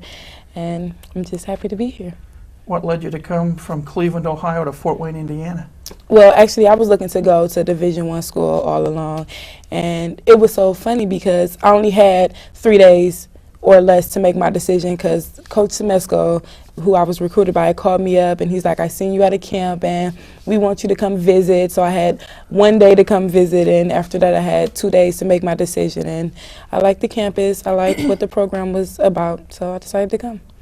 Silly question before we get to Amy for a minute. You mentioned you only had 2 days to make a decision. That's a lot of pressure. Yeah, it was. It was. My grandmother is real religious, so we prayed about it and we went on ahead and said yes. Amy, though you've been here before, some of our viewers may not know much about you, but you are a junior and from downstate. Fill us in a little bit more. I'm a junior. This is my 4th year. I was redshirted my freshman year from Beech Grove, Indiana, and I graduated from Beech Grove High School. And you've got a younger sister. Yes, I do. Who is an all-state, and I'm sure you taught her everything she knows about basketball. That's right. But she's not coming here. Nope. Not fair. You are the leading scorer on this ball club. As we're airing this interview, 5 games, 19.4 points per contest. Last year you led the team almost 15.5 points a game. And over the 3 games played this past week, 20 points against Ferris State, 18 points against Texas A&M, and 22 points against Arkansas Little Rock. A ho-hum 20-point-a-game week. You feel added pressure that the fact that you're the leading scorer, that you've got to score a lot of points every ball game? No. If you were in Texas this weekend, going into the second half of our last game on Sunday, I had 1 point in the first half. So I'm not looking to be a scorer. I'm a scorer, but I'm also willing to pass the ball too. One thing I've gotten to know firsthand from 3 years of watching you play here, very nice outside shot. And you Sometimes. Can hit when you're on. It still looks good. And I'm sure, Coach, you taught her everything as far as that outside shot. Well, obviously she's getting some help at home because she's a great player and her sister's a great player as well. But the difference that Amy's doing this year is last year, if the shot didn't go, she let it affect her a little bit, and I think she'd be the first one to admit that. But this year she's not. She's still doing the other things. She's still playing defense and getting on the boards and keeping the enthusiasm up, and that's the difference between Amy of last year and Amy of this year. One of the things, too, if people come out to the Gates Center to watch, you use both hands. And it's something that we've commented on in prior broadcasts. When you go to the hole, sometimes you use your right hand, sometimes you use your left, and that's a lost art. Did you learn that early on to use both? Were you taught both hands early on, or is that something that you don't think about? Or I think I was taught using both hands, especially going up with the left side, using your left hand. I feel more comfortable with my left hand on a left-handed layup than I do a right-handed layup. Which is kind of nice because the opponents don't think that may happen. Miss Fee, you are a sophomore. You were on this team for a brief period of time last year. And then some, I don't know how I can nicely say it, some difficulties came up and you weren't able to participate the second semester. How much did it hurt you not being able to play with a ball club? Actually, it hurt a lot. It hurt more than I realized it did. Like, I was a freshman, and as a freshman, we all go through the transition from high school to college to living by yourself with 2 other people that's come from high school or some junior college and having to pay bills. The transition is hard, like not having mommy there to say, go to class and all that. I mean, it was different, and I think the transition was hard for me, and that's where I felt. I think I was eligible for 10 games last season, and then I had academic problems. And what did you do to overcome those problems so that you're eligible to play right now? Well, I worked harder. I went to class. I did everything that I was supposed to do the first year. So I worked hard, and It's like night and day. Without trying to get anybody into trouble, was there a situation where you and Bruce and the rest of the staff said, if you don't hit it in the classroom, don't expect to be on the floor with us? Well, I think, V will be the first one to admit this. We told her at the end of the season last year that things were going to have to change. She was going to have to change things in order to be part of this next year. And Mike, when I said it's night and day, it really is night and day. Nobody's worked harder in the classroom, on the floor, leading the teammates. She's just been she's been outstanding, and if she continues to do what she's doing, she's going to have an awfully good career here. Well, last Sunday against Arkansas Little Rock, 10 points, 15 rebounds, and that's something that this team needs night in and night out. As you defeated Arkansas Little Rock 76-62, a big win for your ball club. Briefly, and I know we talked about this earlier today, Amy, because I was asking you flat out how you felt the season was going, and you said up and down. As Coach mentioned in an earlier show, you went to Minnesota, and 15th ranked team in the country, even though they scored 116 points, he thought your effort was there as a team. And then you got the win over Savannah State. Then you had the home opener last week against Ferris, and I don't think any of us here were happy to see a girl hit a three-pointer with 9 seconds to go to snatch victory from the jaws of defeat, 85-84. Did losing that ball game last week give you two and your teammates more impetus to do well down in Texas? Well, I can say that the first game against Texas, I played horrible. It was probably the worst game I've ever played in my life. And I made a promise to myself and a promise to my team that they would never see that person step on the floor again. And so when we went in to play Little Rock, I had to keep my promise to my team, and I will for the rest of the year. So that gave me a little boost to go out there and grab 15 rebounds. You're playing a tough position because most often you're going to play either the 4 or the 5. True 6 foot? Are you true 6 foot tall? Are you 5'11" and a half? Or well, I was trying to keep it a secret, but I'm about 5'11" and a half. Not quite 6 foot, but don't tell anybody else. Mom's the word. But you've got to battle underneath, and you're going to be. You've already faced some, and you're going to face more taller players. Yeah. What's going to be the key to success for you underneath the boards this year? My quickness. Like, the taller they are, most of the time the slower they are. So I use my strength against their weakness. Like, I know I'm quicker than some guards. So if I can be quicker than guards, then I know I can be quicker than the post player. So if I don't give them a chance to put a body on me, then I can rebound. We've got less than a minute left, so I'll ask for a quick answer from each of you. Season's got a long way to go, and as our viewers are watching this show, as we're taping it, 5 games have already been played. You're going to have Toledo game will be in the books, and as they're watching it, you'll actually be up in Detroit playing the Titans of University of Detroit Mercy. From now through the end of the season, what's the biggest goal for each of you that you'd like to accomplish individually? Amy? Individually, defensively, improving defensively, not gambling as much, and having confidence. I'd like to improve my rebounding, improve my scoring, maybe improve my leadership role, because I know that Amy's going to be the lone senior, and we have one senior now that'll be leaving. So they're going to need somebody with everybody else being sophomores and one freshman, other freshman coming in. I want to try to step up and be a leader. Chris, you got the last word in this segment. How do you and the coaches feel? What can they bring to this team? What can they bring? Leadership.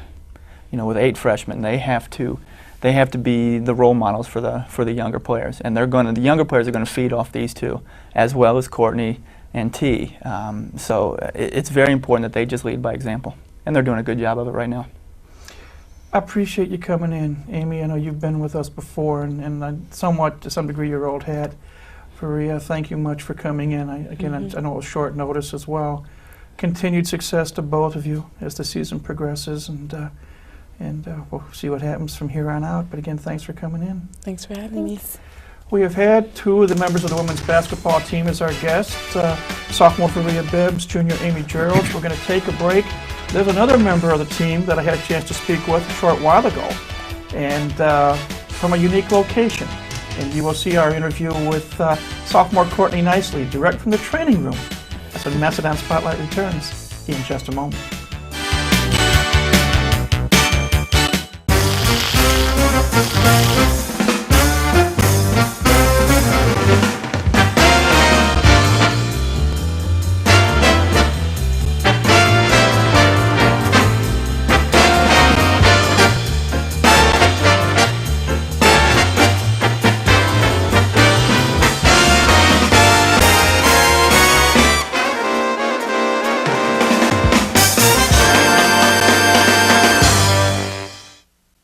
Welcome back to Mastodon Spotlight. Interesting place where we're going to do our next student-athlete interview. We're in the training room here in the basement of the Hilliard Gate Sports Center, and you are looking at sophomore Courtney Nicely, member of the women's basketball team. And Courtney, you're down here because you got hurt down in Texas. What happened? Well, I think I just stepped on a girl's foot and it got a little twisted, and I went and got an x-ray today, and they're not real sure what's wrong with it yet. I have to go get a CT scan tomorrow. So they think it could be just a fracture or something, stress fracture or anything. Not real sure yet. But you're going to be out for at least a little while anyway. Yeah, they said that I would be out until they found out for sure what it was, looking at the CT scan, so. Well, before you got hurt, you played in 5 ball games, and the team won 2 of the 5, and coulda, shoulda, might have won the other one against Ferris State last Wednesday night. But talk about the way things have gone so far this season. Well, they've gone all right. We're a little upset about the Ferris State game. We know we should have won that one. And there's a couple other ones. The Texas A&M game got beat by a lot, but we didn't really play so well. And if we would have played the way we really can play, it would have been a lot closer game, and we maybe even could have beat them. The season so far is going. I think it's going pretty well. I think we're going to do a lot better in the future, having almost all freshmen. They're doing very well for us right now, and I'm looking forward to the rest of the season. Well, once you get back healthy again, you can get on the floor. It's going to help. But if you can for a minute, Courtney, compare this year's team to last year's team at the same point of the season. It's only 5 games in, I know, but obviously last year you were a freshman as well. Yeah. Well, last year, really, we only had a couple freshmen playing. We only had 3 at the beginning of the season and 2 at the end of the season. So it's a lot different. We're a lot younger. This team actually, I think we work better together than we did last year. I am expecting to win more games this year. We've got a lot of talent, and so far, I think we've done probably a little better than we did last year, but it's early in the season. It's hard to tell. For you personally, you're playing 2 different positions. You've played both the 2 guard and the point guard. Last year, I know we talked up at Western Michigan, but I have bad memory. I'm trying to remember, what's your favorite, the 2 or the 1? Well, it doesn't really matter to me. I like playing both. Sometimes I'd rather be a 2, sometimes I'd rather be a 1. I personally like to when we're being pressed, I like to be a 1 because I feel a little in control of the ball. I like to be there, but personally I feel like I can play both places, so it really doesn't matter. I feel comfortable in either spot. So whichever they put me, that's fine with me. This year, again, a very, very tough schedule. Only one non-Division I opponent, and that was Ferris State, who unfortunately beat us last week 85-84. You've had a chance to play Minnesota. You've been down to Texas A&M. As this program airs this week, the team plays at Toledo, at Detroit. Next week, you've got a home game with Bowling Green from the Mid-American Conference, and you go to Louisville. Just talk about playing such good Division I basketball teams. Well, it's very exciting to be able to go to play Minnesota. They're ranked 15th in the nation, and we're going to go play Louisville and Notre Dame and all those schools. It's very exciting to me. It's something you dream about as a little kid. So once you actually get to go, it's great. We got beat a lot by Minnesota, but we competed very well with them most of the first half and throughout most of the game. And it's just very exciting to know that we can actually compete with these big schools that you hear so much about. Once you get healthy again and you'll be able to practice and play and so forth, but talk about the transition offense to defense in college basketball. Well, something that the coaches have said, the defense has to be worked on by everybody. Yeah, our defense actually is not so great right now. That's how Minnesota scored 116 points on us. We're having a hard time getting back. We're letting people go fast break on us. Our defense is just one thing that I think is the main focus that we should be focusing on right now, because I feel that if you can stop teams with your defense, then we can obviously score. So we just need to step up our defense, and we'd be winning a lot more games, I think. Well, we're going to get out of your hair and let you get back to some treatment, but hopefully you'll get healed quick and get back on the floor, and we appreciate you giving us a little bit of time, and when you get back, good luck the rest of the way. Thank you. That's sophomore Courtney Nicely from the women's basketball team. We'll take a break and come back with more of Mastodon Spotlight in just a moment.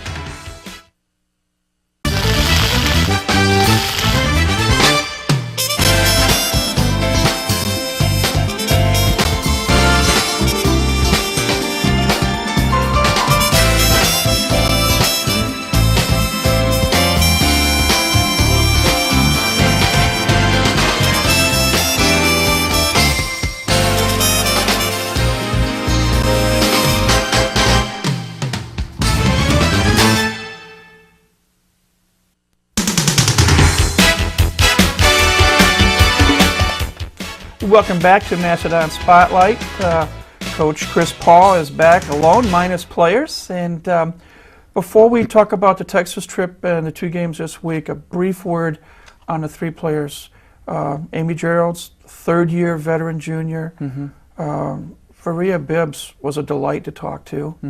And Courtney Nicely, I think she was frustrated the fact that she got hurt because I think she has played a little bit better of late. She has. Quick word on those 3 and then we'll move on. Well, you know, like I said before, those 3 are bringing a lot of leadership to us right now. Hopefully Courtney's injury isn't too serious and we can get her back because, you know, I sound like a broken record, but with 8 freshmen, we need the leadership because there's going to be adversity that's going to set in and we need those 3 to hold the ship together. Well, let's finish our trip down south. We lost that home opener, tough 1-point loss. Then 2 days later, you had to get on an airplane and go down to College Station, Texas. And I know the mood wasn't very good down there because the football team got massacred by the University of Texas 50-20. And the women's basketball team had lost their season opener earlier in the week to Northwestern State 65-59. So you're taking on an Aggie team from Texas A&M that was going to be hungry, but they're also talented. Very talented, very athletic. They did some things to us that I think intimidated us a little bit. You know, it's a huge arena. We're playing a Big 12 team. And I think when our kids saw Texas A&M across the jersey, you know, I think they tightened up. And you could tell by the stats. In the first half, it really wasn't so much what they did to us. It was just we shot ourselves in the foot. We missed layups. We missed open 10-footers. We couldn't buy a 3. And it just snowballed from there. Well, it was not a very pretty sight. No, not at all. But you always hopefully learn some things from a defeat. And you came back approximately 24 hours later, and you took on Arkansas Little Rock. And in that ball game, looking at some of the numbers, Amy Gerald's had 22 points, 8 assists. Hillary O'Connell, the freshman from Warsaw, 3 of 5 from three-point range, 14 points, 4 assists. And as we talked a little bit with Faria, 10 points and 15 rebounds. And bottom line was a 76-62 win, a badly needed win for confidence and morale purposes. Sure, and you know, what we're trying to do is just to build. You know, and what we told them, the Texas A&M game's over. We played terrible, but we can't let it affect us because we got another ball game in 24 hours. And the kids really stepped up. Now, Arkansas Little Rock they don't have any wins, but we've played worse basketball teams than that. They were very athletic. They had a couple good guards out front. But I think we're just building right now. We got a lot of contribution from a lot of different kids. We started making some shots. The confidence started flowing, and then all of a sudden you just saw a different basketball team. It's a good thing because the road gets tougher every week. As we're taping this interview, it's Tuesday. On Wednesday, we will have already played the University of Toledo for the Mid-American Conference, team that came in here to the Gates Center last year and handed it to us, but they had a very good ball club. A quick thought on that game, and then on the Friday, as this show is actually being aired, we're going to be up at Callahan Hall, University of Detroit, where I'm from, taking on the University of Detroit Mercy, a team that we lost to 90-72 last year. Quick thought on those 2 ball games. Well, Toledo's a very established program. You know, they've gone to the national tournament year after year. And even last year when people said they were down, early in the season, first game of the year, they beat number 4 Duke at home. You know, so what you said was true. They had a very, very good basketball team last year. And not to make any excuses, but we were just a little depleted. You know, we really didn't have the troops to match up last year. They lost 3 seniors, but they have a very good freshman class coming in. And going over there is going to be a tough place to play. But it's not the type of ball game where we feel like we're walking in and we have no chance. You know, we feel like we've got some kids that can play. You know, we're starting to get a little more confidence. If we just go in there and relax and realize that, you know, we're on an even playing field and get a little bit of confidence, you know, who knows what can happen. The Detroit team scares me just a little bit because they are 0-3 right now. But they've lost at Oakland, at Colorado, and at Michigan. You know, 3 very good programs. And this will be their home opener Friday night. So they're going to be itching for a win. They're probably going to be pretty confident. Even though they're 0-3, they're probably going to be pretty confident because they beat us pretty good last year. And it is their home opener. It's IPFW coming in. They probably feel pretty confident about themselves. So, you know, we're going to have to be ready to play that one as well. We wish you and the team well. Thank you. Thank you. We'll talk about next week, because we have a home game against Bowling Green, but we'll talk about that next week. Okay. Chris Paul has been our guest, assistant women's basketball coach at IPFW. We thank Chris. We thank the 3 players we spoke to today, Courtney Nicely, Amy Geralds, and Varia Bibbs from the women's team. We thank Jim Kesnick, member of the men's team, and head coach Doug Knoll, talking about the men's recent 2 victories last week out of 3 games.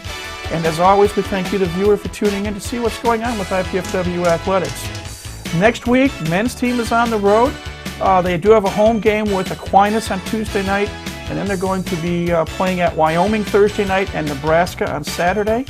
Women's team, as Chris and I talked about, on the road yet this week, Toledo and Detroit. We hope to have highlights and some interviews next week. And when we visit with you next week, we'll not only talk about those 2 games, but about the upcoming game with Bowling Green State. But that's next week. And until next week, this is Mike Maas saying, have a great week and go Dons.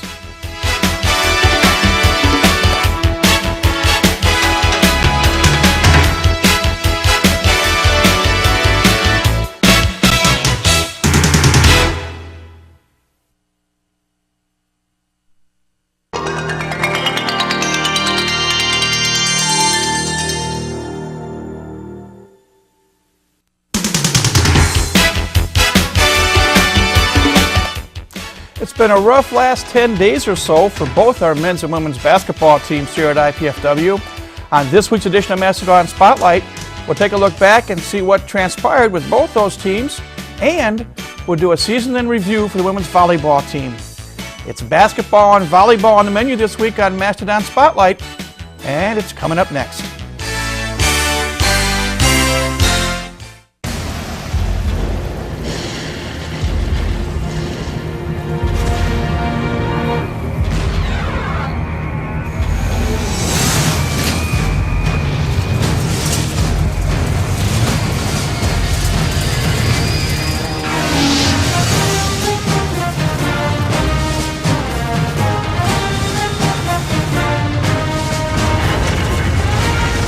It is more than a trial by fire. It is a rite of passage, a challenge to join the elite. And if you succeed, if you can master your fear, outsmart your enemy, and never yield even to yourself, you will be changed forever. The few, the proud, the Marines. I helped turn my child's public school into one with extended hours, 6 days a week year-round, filled with loads of academic, cultural, and recreational activities. One with medical and dental services right there. A school where students are excited about learning. There's just one problem. My child doesn't ever want to come home.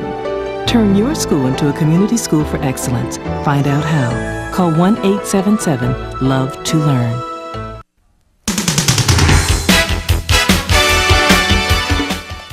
Hi again, everybody. I'm Mike Maas. Welcome to another edition of Mastodon Spotlight.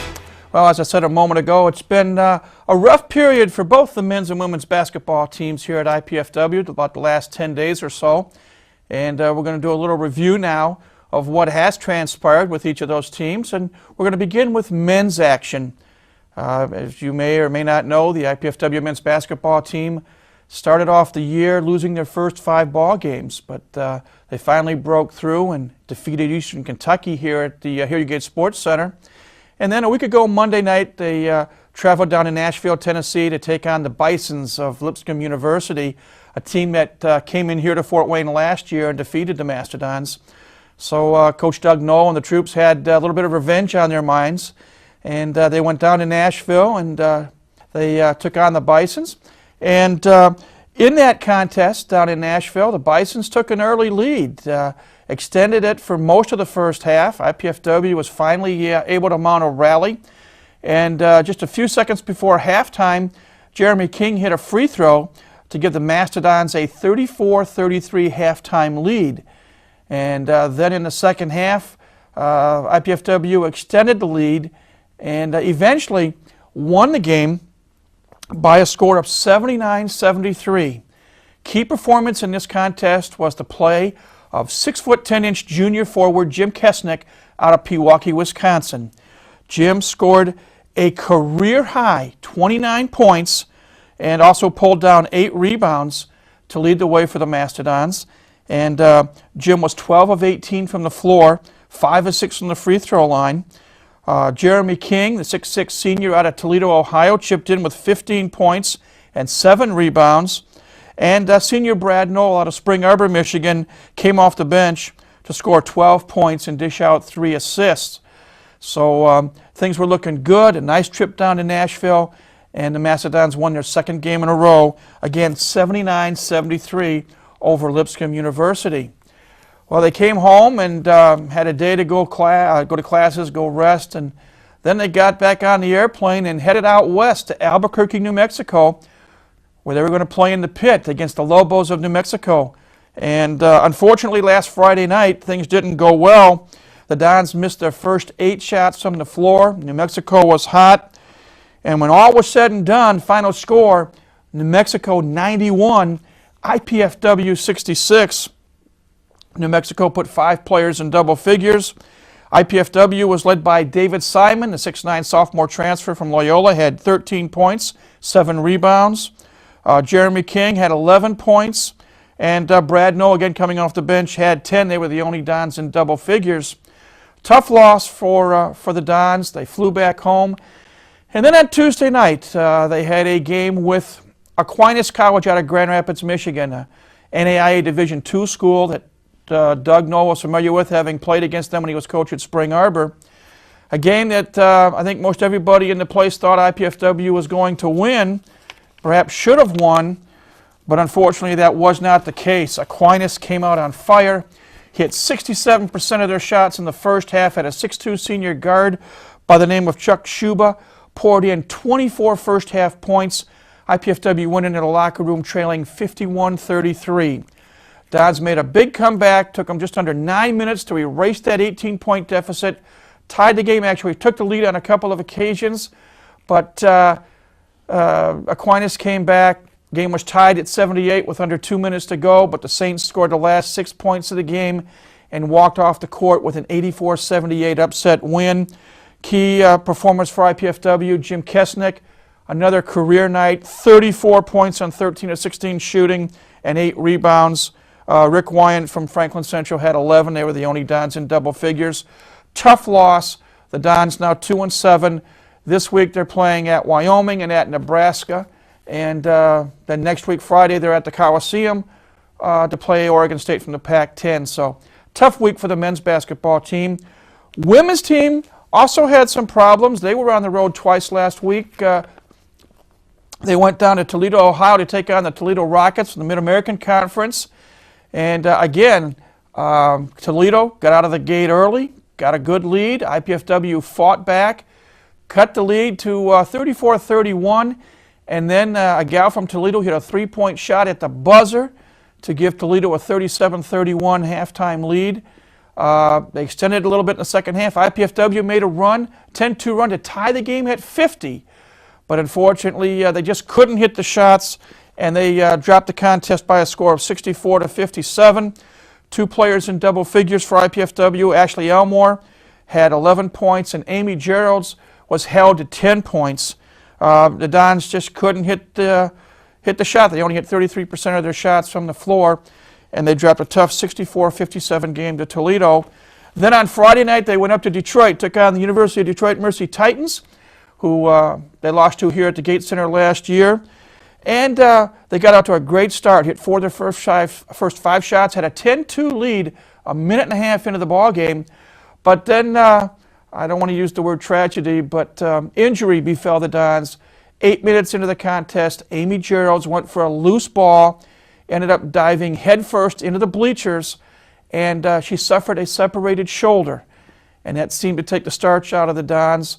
They did lead at halftime 41-35, but UDM came back in the second half strong and outscored IPFW in the last 12 minutes. They took a 1-point lead with 12 minutes to go and extended it. Final score 77-65. Varia Bibbs, a sophomore from Cleveland who we had on a few weeks ago, had 11 points, and Ashley Elmore had 10 points to lead IPFW. So the Dons, the Lady Dons, if you want to say it, we're 2-5 now. This week they have games at home against Bowling Green. Well, it was played on Wednesday night, but as we tape this show, we don't have the results of that. And then on tonight, as you see this show, they're at the University of Louisville. So we wish the Lady team good luck, and hopefully Amy Geralds, with luck, will be back in 2 weeks. But that's what's happened with basketball. We're going to take a break, and when we come back, we're going to talk women's volleyball with head coach Kelly Hartley. But that's when Mastodon Spotlight returns in just a moment. Following the tragic events of September 11th, there have been hundreds of violent attacks against innocent Americans. Remember what that flag you're waving stands for. Remember, please stop the hate. We're stronger when we are united. Remember what that flag you're waving stands for. One nation, under God, indivisible, with liberty and justice for all. In America, there's either room for everyone, or it's not America. Don't pick the wrong fight. Let's keep America land of the free. Stop the hate. Hey, I got a filet of sole and a cracked crab for Mr. Studied Higher Math back in school and now can order expensive lunches and charge it to the company. He's in a meeting. I'm his never studied algebra, calculus, or any other kind of math. Now I'm stuck in this dead-end job assistant. Can you sign for it? It's about the only thing I'm qualified to do. That and answer phones for Mr. AP Calculus and number theory expert with the big office upstairs. Have a good one. You too.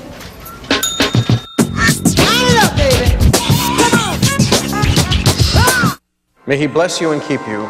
May he grant you peace. Amen. Thank you all for coming. I'll see you all next week, and please be careful going home.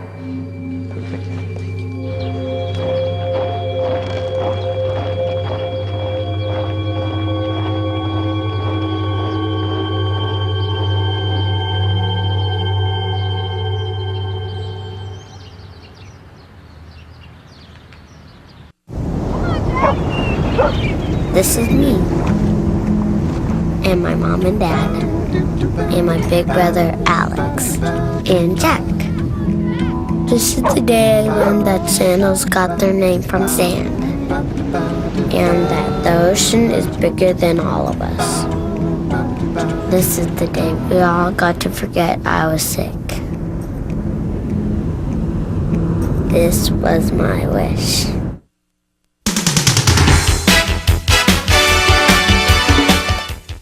Welcome back to Mastodon Spotlight. We're going to stay on the hardwood court right now, but we're going to shift our attention from basketball to women's volleyball. Better late than never. We didn't have a chance earlier, but we're glad to have the chance now to review the completed women's volleyball season. And we're happy to have back with us the head coach of IPFW Women's Volleyball, Kelly Hartley. Welcome back. Thank you, and I'm happy to be here. We have in front of us a trophy and a plaque. And yes, we do. The big trophy was a victory obtained earlier this season, early on at the Purdue Invitational, and we've talked about that. And can I tell you how heavy this thing is? Please do. I carried this because Colin wasn't in across campus by myself today. Anyway, it's heavy. Anyway, go ahead. Woe be to Cowan when you see him later. It's in big trouble. But the nice big trophy there, and then this plaque. And we're going to start talking about that one first. The plaque, 2002 Southern Independent Tournament Champions. You finished the season going down to Corpus Christi, Texas, and you kicked the snot out of 4 teams. Yeah, that's a good way of putting it, I guess. You know, maybe the weekend before, and I think you talked about the weekend before that, prior to that, we were up in Wisconsin and we're on the other side of that snot kicking. So we had a real tough week in practice, and I think our kids, you know, were very determined and focused. We went down to Texas, and we talked about that tournament all year and what it meant to be playing your best in November. And eventually maybe that would mean NCAA tournaments and those sort of thing, and postseason accolades for some of our kids. And that was a great experience to get it together in November.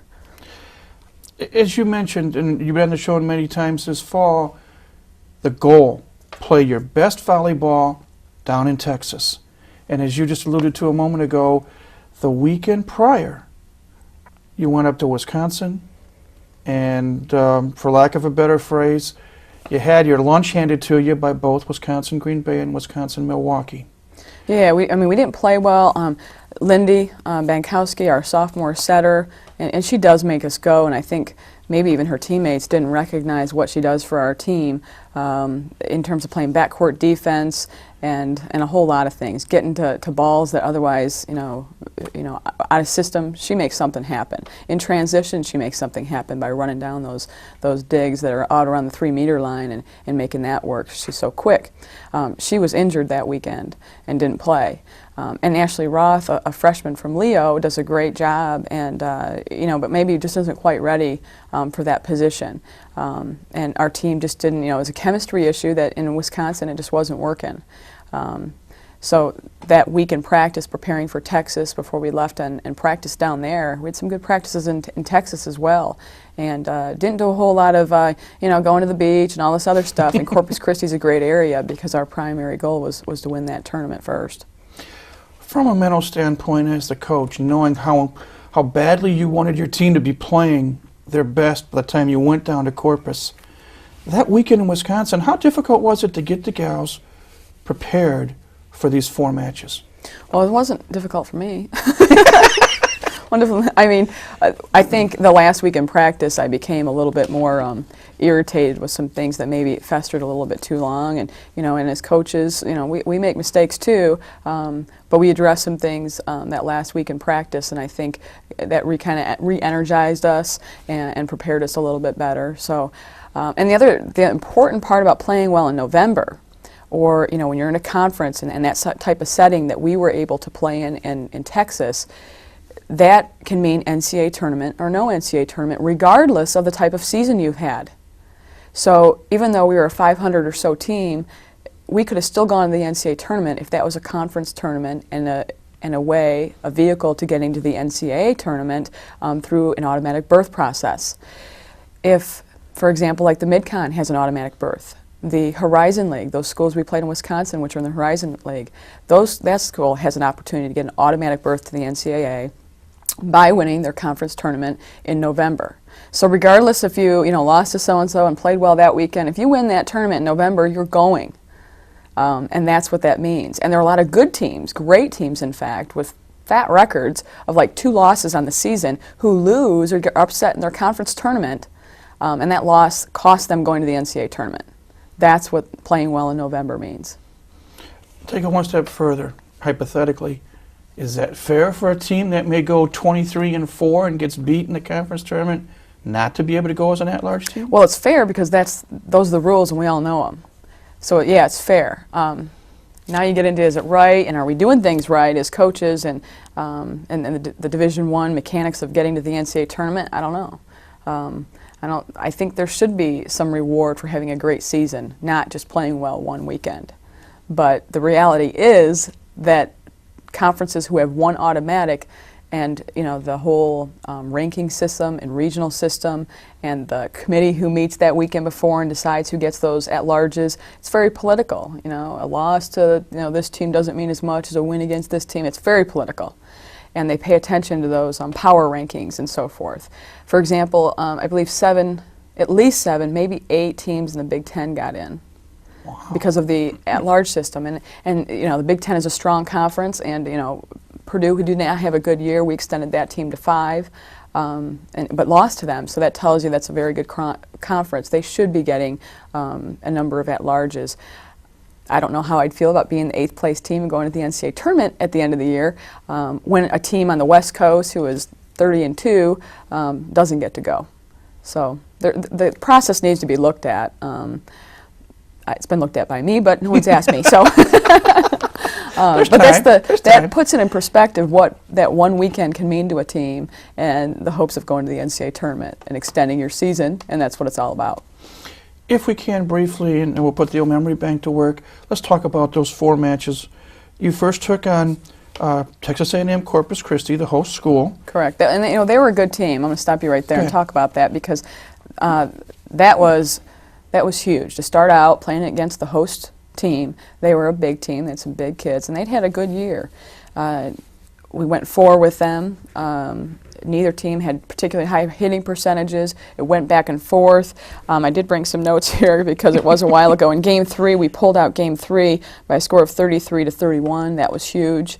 Instead of going into Game 4 being 2 down, and came out in Game 4 and really handed it to them 30-18. So.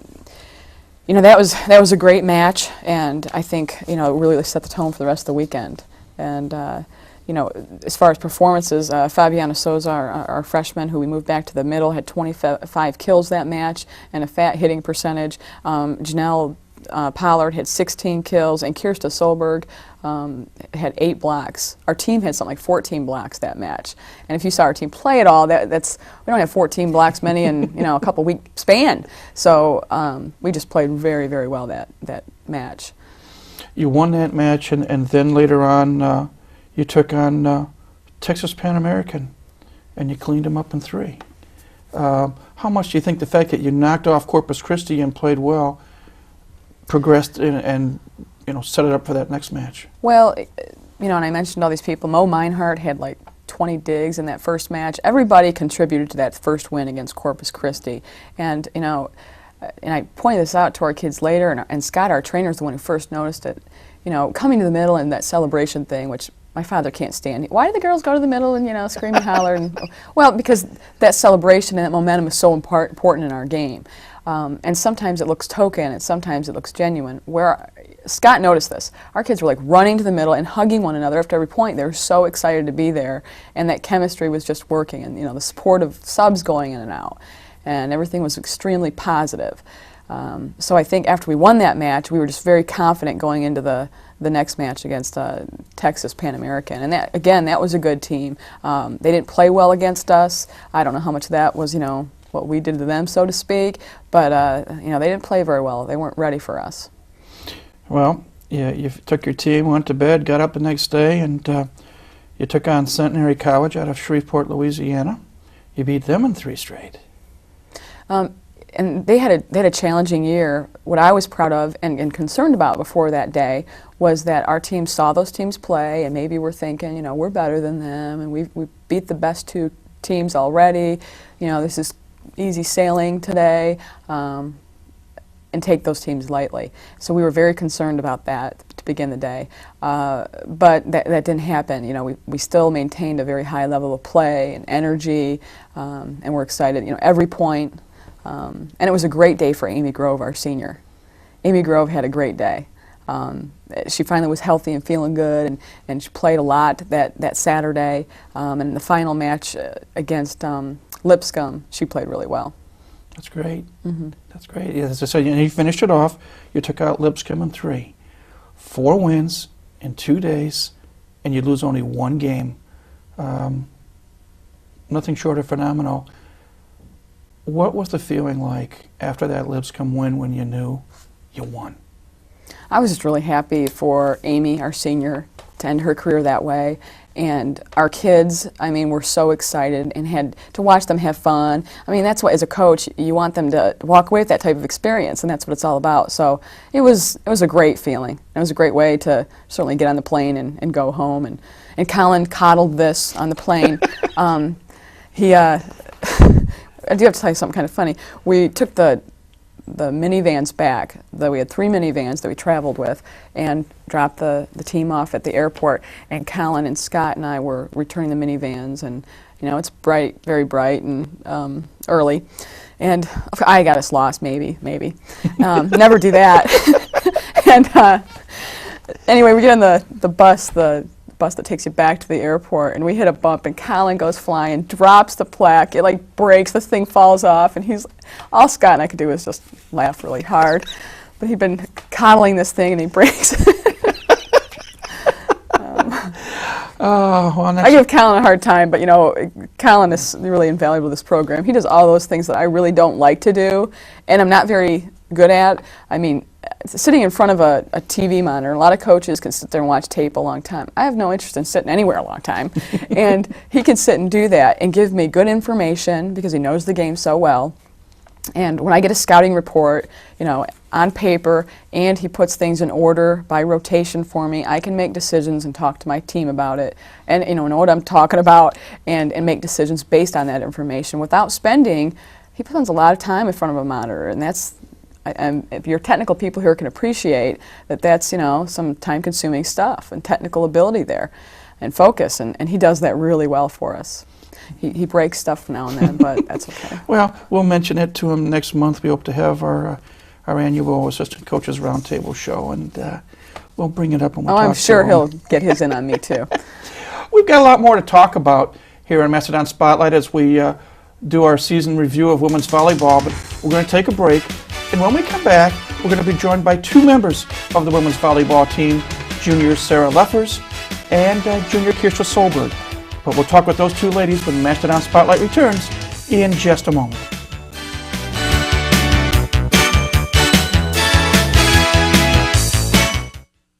According to the National Highway Traffic Safety Administration, it kills over 1,500 people every year and injures 71,000 more.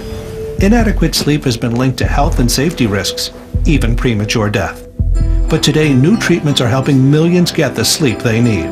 So talk to your doctor or take our free risk assessment on the web at sleepfoundation.org. Sleep deprivation. It's real, it's dangerous, and it's more treatable than ever. It's the most magnificent sight in the universe. This planet full of life and wonder. This planet we call home. As an Earth Team volunteer, you can help the Natural Resource Conservation Service care for it, right in your own community. Call 1-888-LAND-CARE to find out how, because there's just no place like home. Excuse me. I can't seem to find these anywhere. These books are no longer available. I didn't know. May I have your name, please? Why? Excuse me. What did I do? We just have a couple of questions. Easy.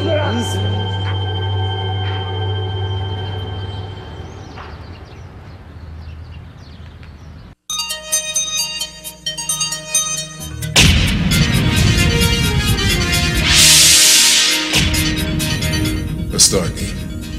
That's the door to other worlds that my character Tilly and the rest of my team use on Stargate SG-1. It's a door to exploration and exciting adventure. And education can provide you with a similar passageway to a world full of possibilities. So stay in school and graduate.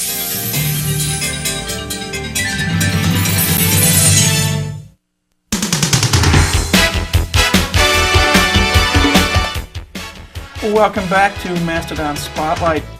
I know it sounds like a broken record, but time for one of my favorite portions of the show, getting a chance to talk with student athletes here at IPFW. And the 2 ladies we have with us this segment have been on the program before. We're happy to have them back. To my immediate right is junior Sarah Leffers from Southside High School here in Fort Wayne, and to Sarah's right is junior Kirsha Solberg from Huron, Ohio. Ladies, welcome back to the program. Thank you. You can relax. You've done it before. The season's over, but let's look back at it a little bit. Sarah, I'll start with you. You played a new position. You were the libero. And I remember way back, it seems like an eternity ago, but when Coach and I talked back in August, when we started the school year, she was excited because you're playing a new position that she felt was tailor-made for you. Your thoughts on playing the libero?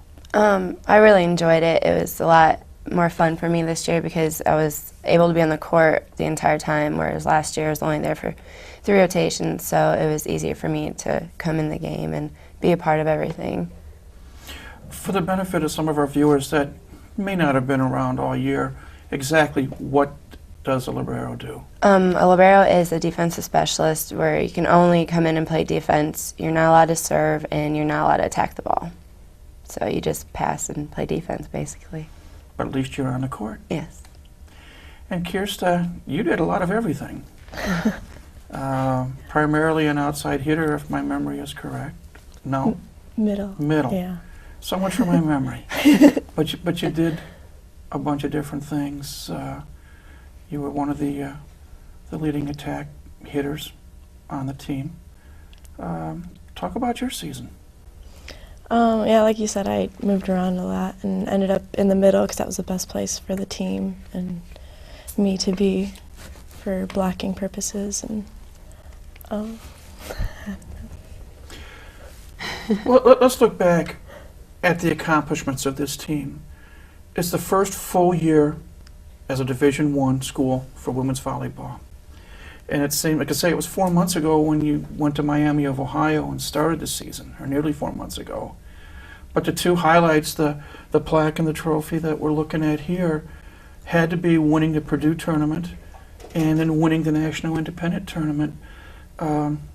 Let's go back and we'll start with the Purdue tournament, something that was, I guess, unexpected by maybe everybody except you and your teammates and the coaching staff.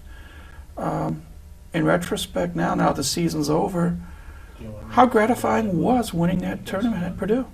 It was a really good feeling afterwards because no one expected us to win just because we were first year Division I school, so they weren't expecting anything big from us, and then we ended up winning the whole thing, which we deserved it. So it was a great feeling.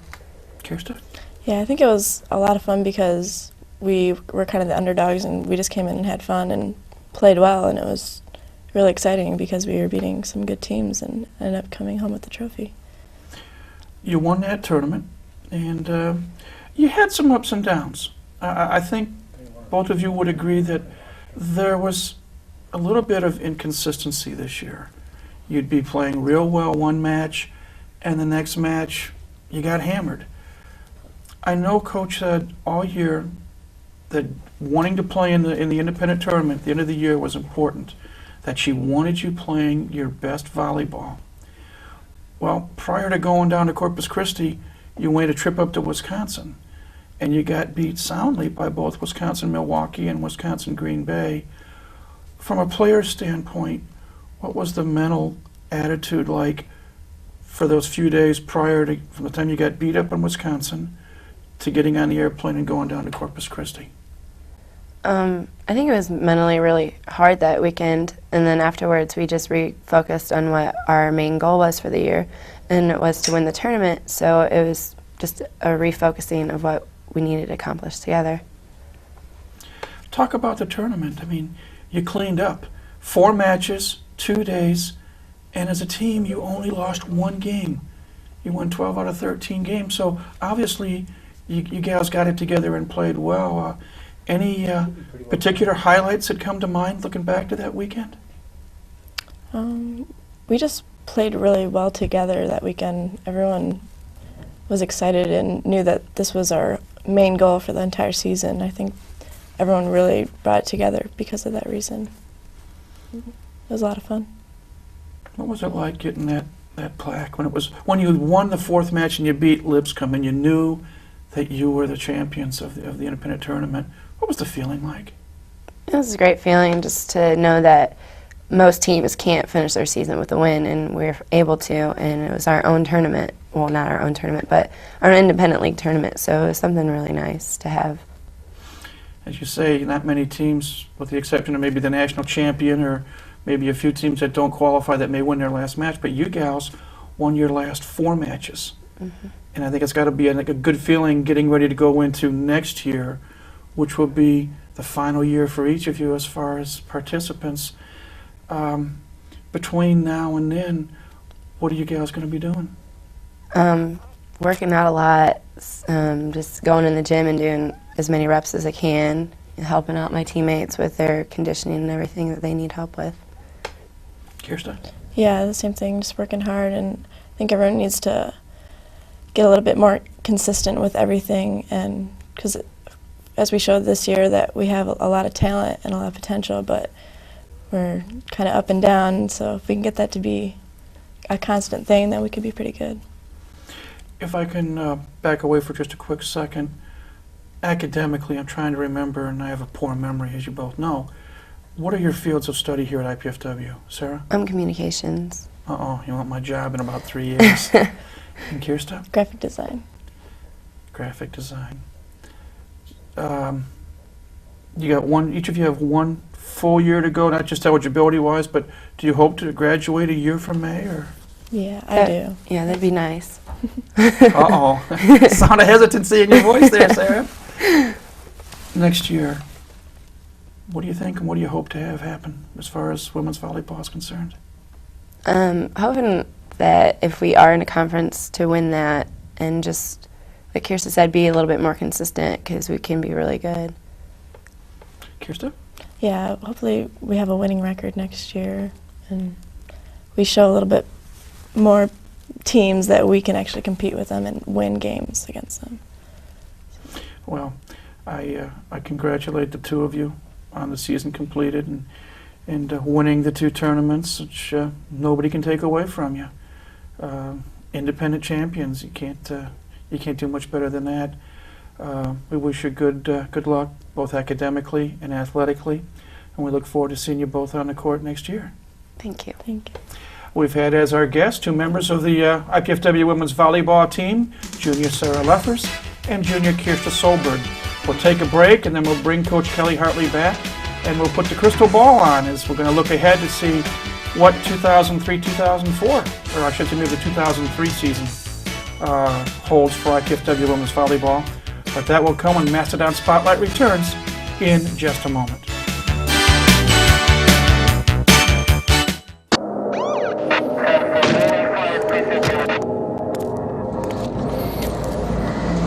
Step out of the car. Open up the trunk. Check inside. What's going on? Hands on the car. Bingo. Got it.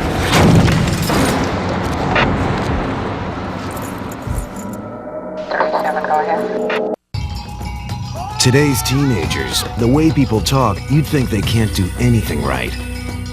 It's just not so. We get to know over 300,000 kids a year, smart kids, who know what they want. They believe in themselves, and they believe in America.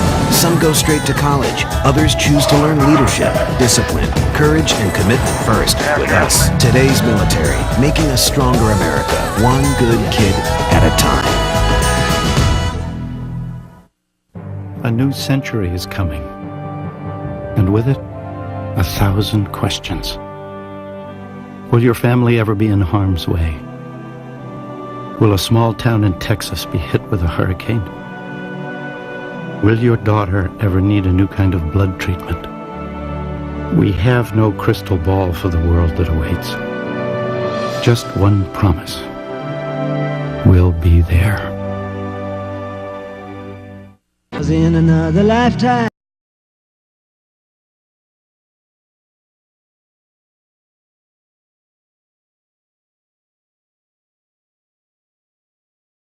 We allow a part of ourselves to die with them.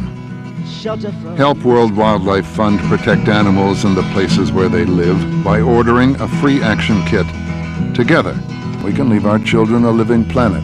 Come in, she said, I'll give ya shelter from the storm.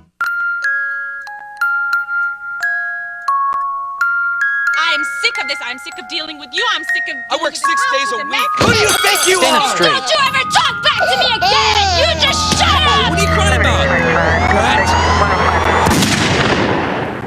What a child learns about violence, a child learns for life.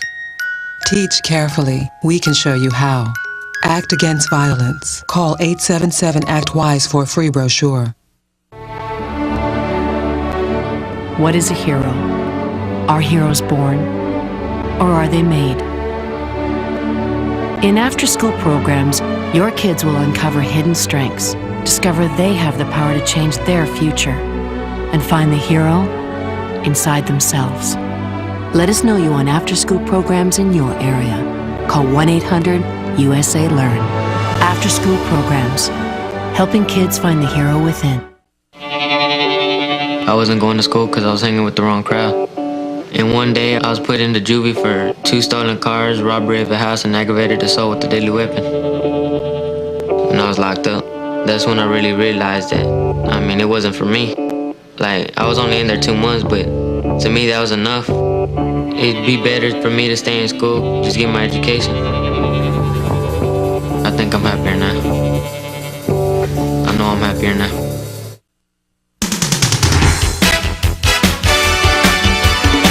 Welcome back to Mastodon Spotlight. We're rejoined now by the head coach of IPFW Women's Volleyball, Kelly Hartley. And Kelly, I appreciate you bringing Kirsta and Sarah to talk with us.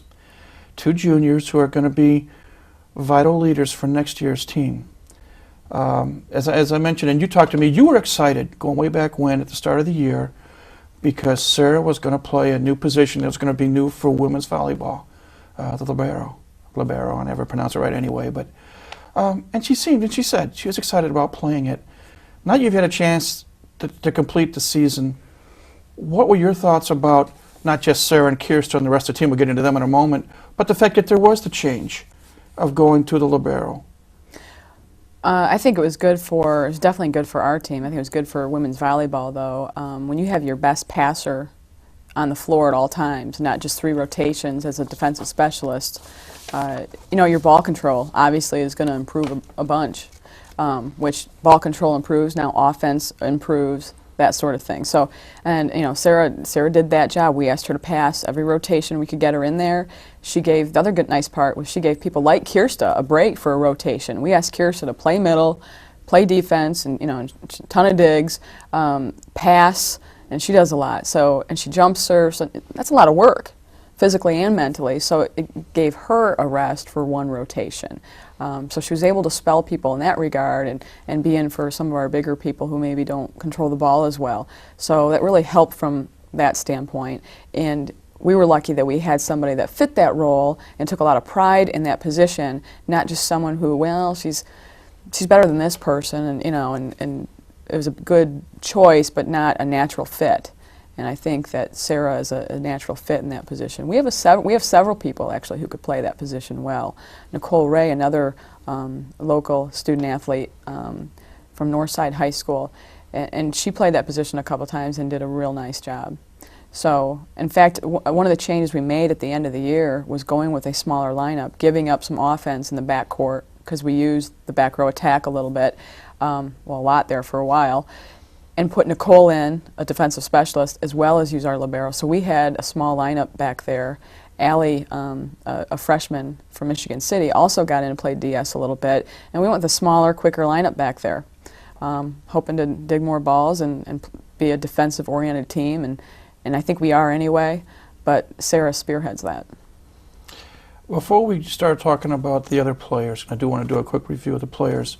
You've got in amongst your notes accolades.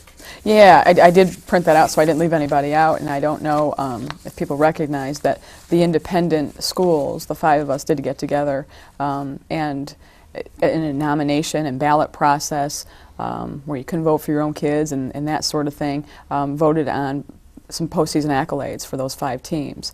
And it was called the All-Independent Team, and we cleaned up a little bit. And I think we deserve to. We went down there and swept those teams, maybe even I think a couple of more kids deserved some recognition, and if I had to pick I mean, I think there's some great players down there, but I like my team. And you know, some people on our team who did not receive recognition, I still want them over some people who did, you know, from other teams. So I'm real proud of these folks too, and they earned it. Fabiana Souza was MVP.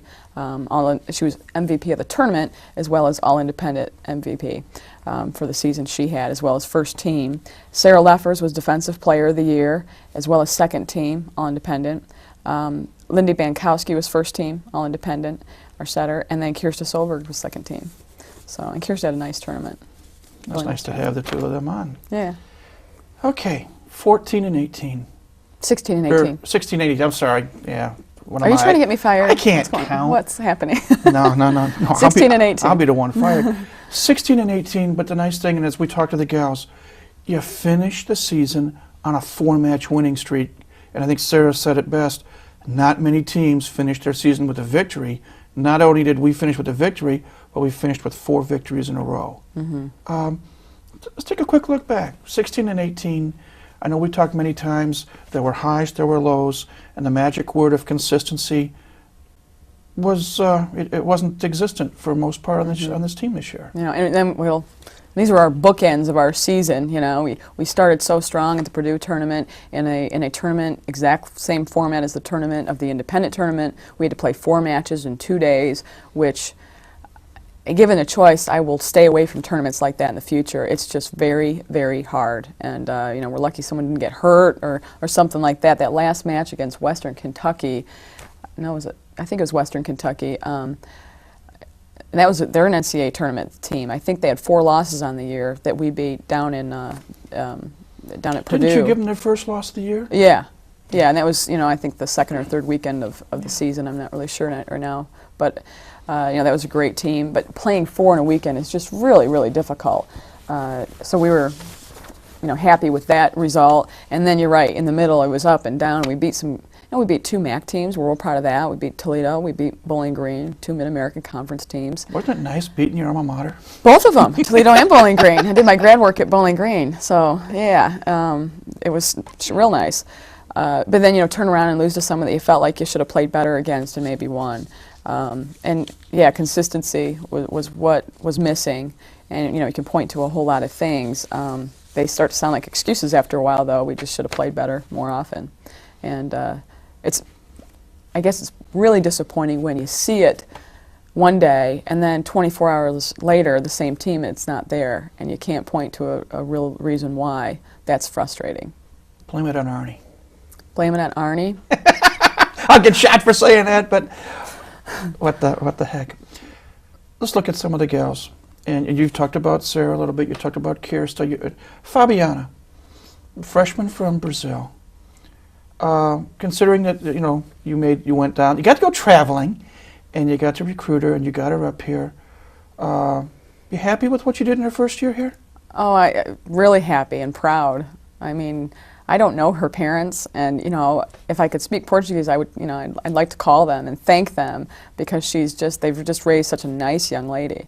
I mean, more important that she's a great middle blocker and is going to have a great career here, but she's a very nice and appreciates, I think really genuinely appreciates that her roommates, Sarah being one of them, and Janelle and Mo, take care of her in terms of getting her around. She doesn't have a car. She didn't know how to work the bank system. She didn't know, you know, there are things that we take for granted, and she needed help, and they were really good friends to her. But she really appreciates that. She also recognizes when she needs help and isn't afraid to ask and put that time in on the road. You know, I read a lot of papers this year, and you know, it was really rewarding to see her work get better and better. Her grade checks. I think I'm breaking the Buckley Amendment here or something. I'm going to get arrested. But she's getting like all A's and B's right now. So we're really proud of that. And if you think about, you know, last December when I met her, she barely spoke English. So she worked really hard to learn our language and fit into our culture. But on the volleyball court, we're real proud too. She's getting stronger, and she's committed to getting better. You know, and she's not perfect. You know, she certainly had the ups and downs like our team did. But you know, I think she really wants to be good, and in the off season, will put in the time necessary to become stronger and contribute to our program. Time's not going to let us talk about each individual, but I do want to throw off a few names if we can. We mentioned Fabiana, Janelle Pollard, the sophomore from Southside. Had a great last weekend. Led our team in hitting percentage on the year, but particularly the last half of the year, if you look at Western Michigan, down in Texas, she had some very impressive numbers. And she's real athletic. She's a strong girl, you know. I mean, she gets up and hits a heavy ball. And, you know, I'm real proud of the fact that when she's playing in the number 4 position, she's doing such a good job this year, much better than she did as a freshman, of playing defense, coming in and picking up soft stuff in the middle. She made some great defensive efforts this year, too. She jump serves. She can have a great career here. She had a good year. The duo that you brought south from Temperance Bedford High School, Lindy Bankowski, a sophomore setter. Was she more relaxed this year? She averaged over 11 assists a game. Yeah, I think she was more comfortable. And again, like our whole team, she had ups and downs. And this year we had a backup in Ashley Roth, who had an opportunity to go in when Lindy was struggling. Last year we didn't have that luxury because Lindy was our only setter. And I think that was a good thing for Lindy, too.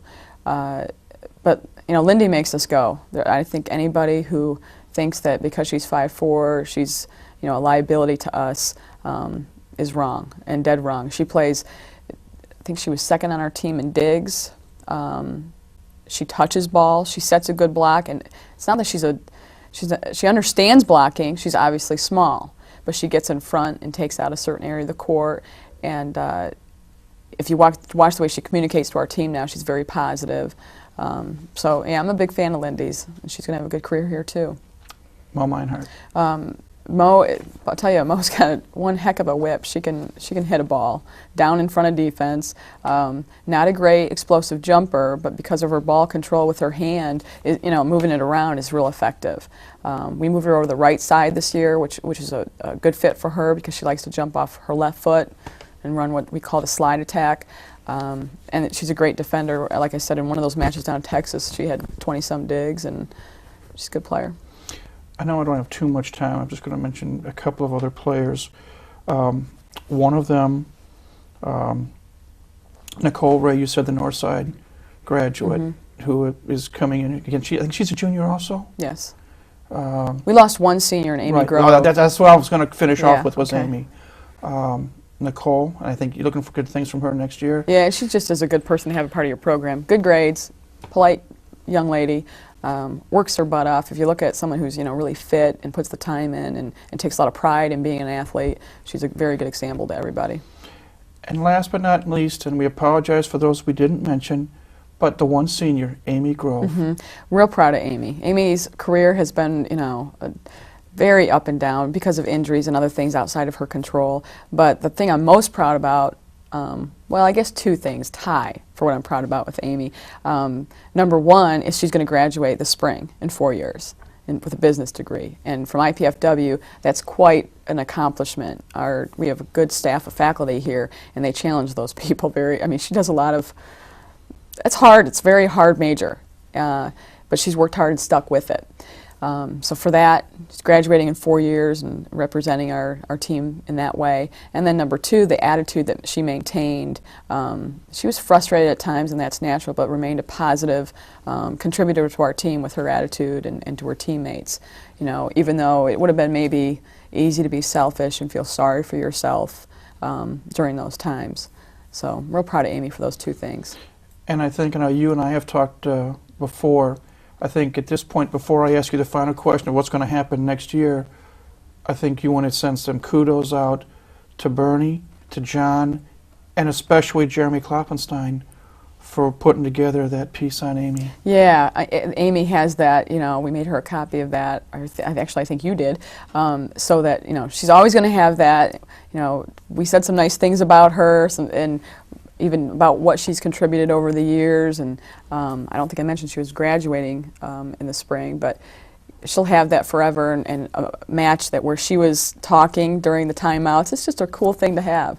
And I got a lot of nice emails from the community and people on campus who saw that piece, and it was a very nice production, very ESPN-ish. Yeah, it's very, you know, with the white light, and it was very well done, and had a lot of nice comments. And I know I, you know, sent over congratulations to the staff here at 56, but we really thank for what you do for us. It's nice exposure. I know John's going to tell me we're about out of time in a moment. Don't listen to John. Don't listen to, well, wait a minute. He hasn't listened to me for 4 years. Okay, next year, you lose Amy. I mean, yeah, you lose Amy. Mm-hmm. But you got everyone else coming back. Right. How many people can you go after, and what? I know you can't mention names, but... Well, I can now, actually. There was a signing date in November. NCAA rules say that because they've actually signed their letter of intents and they're financially, it's been in the newspapers and so forth, now we can announce to the media. But we had 2 sign, fairly local people, Claire Jackson from Southside High School, and she's going to help us. She's a good, nice athlete, needs to get stronger, but down the road will help our team. And then Amanda Feister from up the street at DeKalb High School. She's from Auburn, and real nice athlete. Wiry, good jumper, good arm swing, nice family, both very good students. Will be a nice fit for our program, and we're excited about that. We'll probably get 1 or maybe 2 more players in the spring, in the late signing period. And as far as schedule, I know you and Colin are still working on the schedule, but do you have some opponents that you can mention that you're going to be playing next year? It looks like we'll be, not for sure, but it looks like we'll be going down to Texas to play those Texas teams over the fall break, instead of doing an early trip and missing school. I think it's just really hard on our team to miss school early. And then it'll be kind of nice to have something in October to look forward to when we have that mid-season, it's just hard, mid-season we all have that. But now we have something in the middle of the season to look forward to, and hope it'll be that Texas trip. And then hosting, we're trying to get that independent tournament up here next year, because I really don't feel it'll be in a conference as soon as next year. It'll probably be more like 04, fall of 04, I hope. I know that Mark Poper... Is Mark listening? He listens, and believe me, I'm in there enough, and I know he works daily on that. That's his top priority, and he's doing the right things to make that happen. He's been wonderful in that regard. So I believe he will make that happen, and probably 04, which will be I guess, seniors next year will be Kirsta and Sarah and Nicole, so it'll be a little too late for those gals, but I'm just happy that we have them a part of our program to set the table for what the team can do when we do get in a conference. And these first years of being Division I, they've been the reason that we've made this transition fairly smoothly for such a young team, and they're the reason why. Well, again, congratulations on the season. Thank you very much, and thanks to you, Mike, for all your interest and these chats we have. It's a lot of fun. I enjoy it. And again, folks, get a look at these 2 pieces of hardware. The IPFW women's volleyball team earned it. They won the Purdue Invitational, and they are the 2002 National Independent Tournament champions. So congratulations, and good luck in the off season. And thank you. We will see you shortly down the road. Okay. Kelly Hartley has been our guest, the head women's volleyball coach here at IPFW. We thank Kelly. We thank Sarah Leffers and Kirsta Solberg for appearing. We also thank the people we talked about with basketball as well. And as always, we thank you, the viewer, for tuning in to see what's going on with IPFW athletics. A special show next week. We had a chance to sit down with some members of the media from our 2 Fort Wayne newspapers. And we had a very interesting conversation, and we'll bring you that conversation next week on Mastodon Spotlight. But until we come back with that edition of Mastodon Spotlight, this is Mike Maas saying have a great week, and go Dons.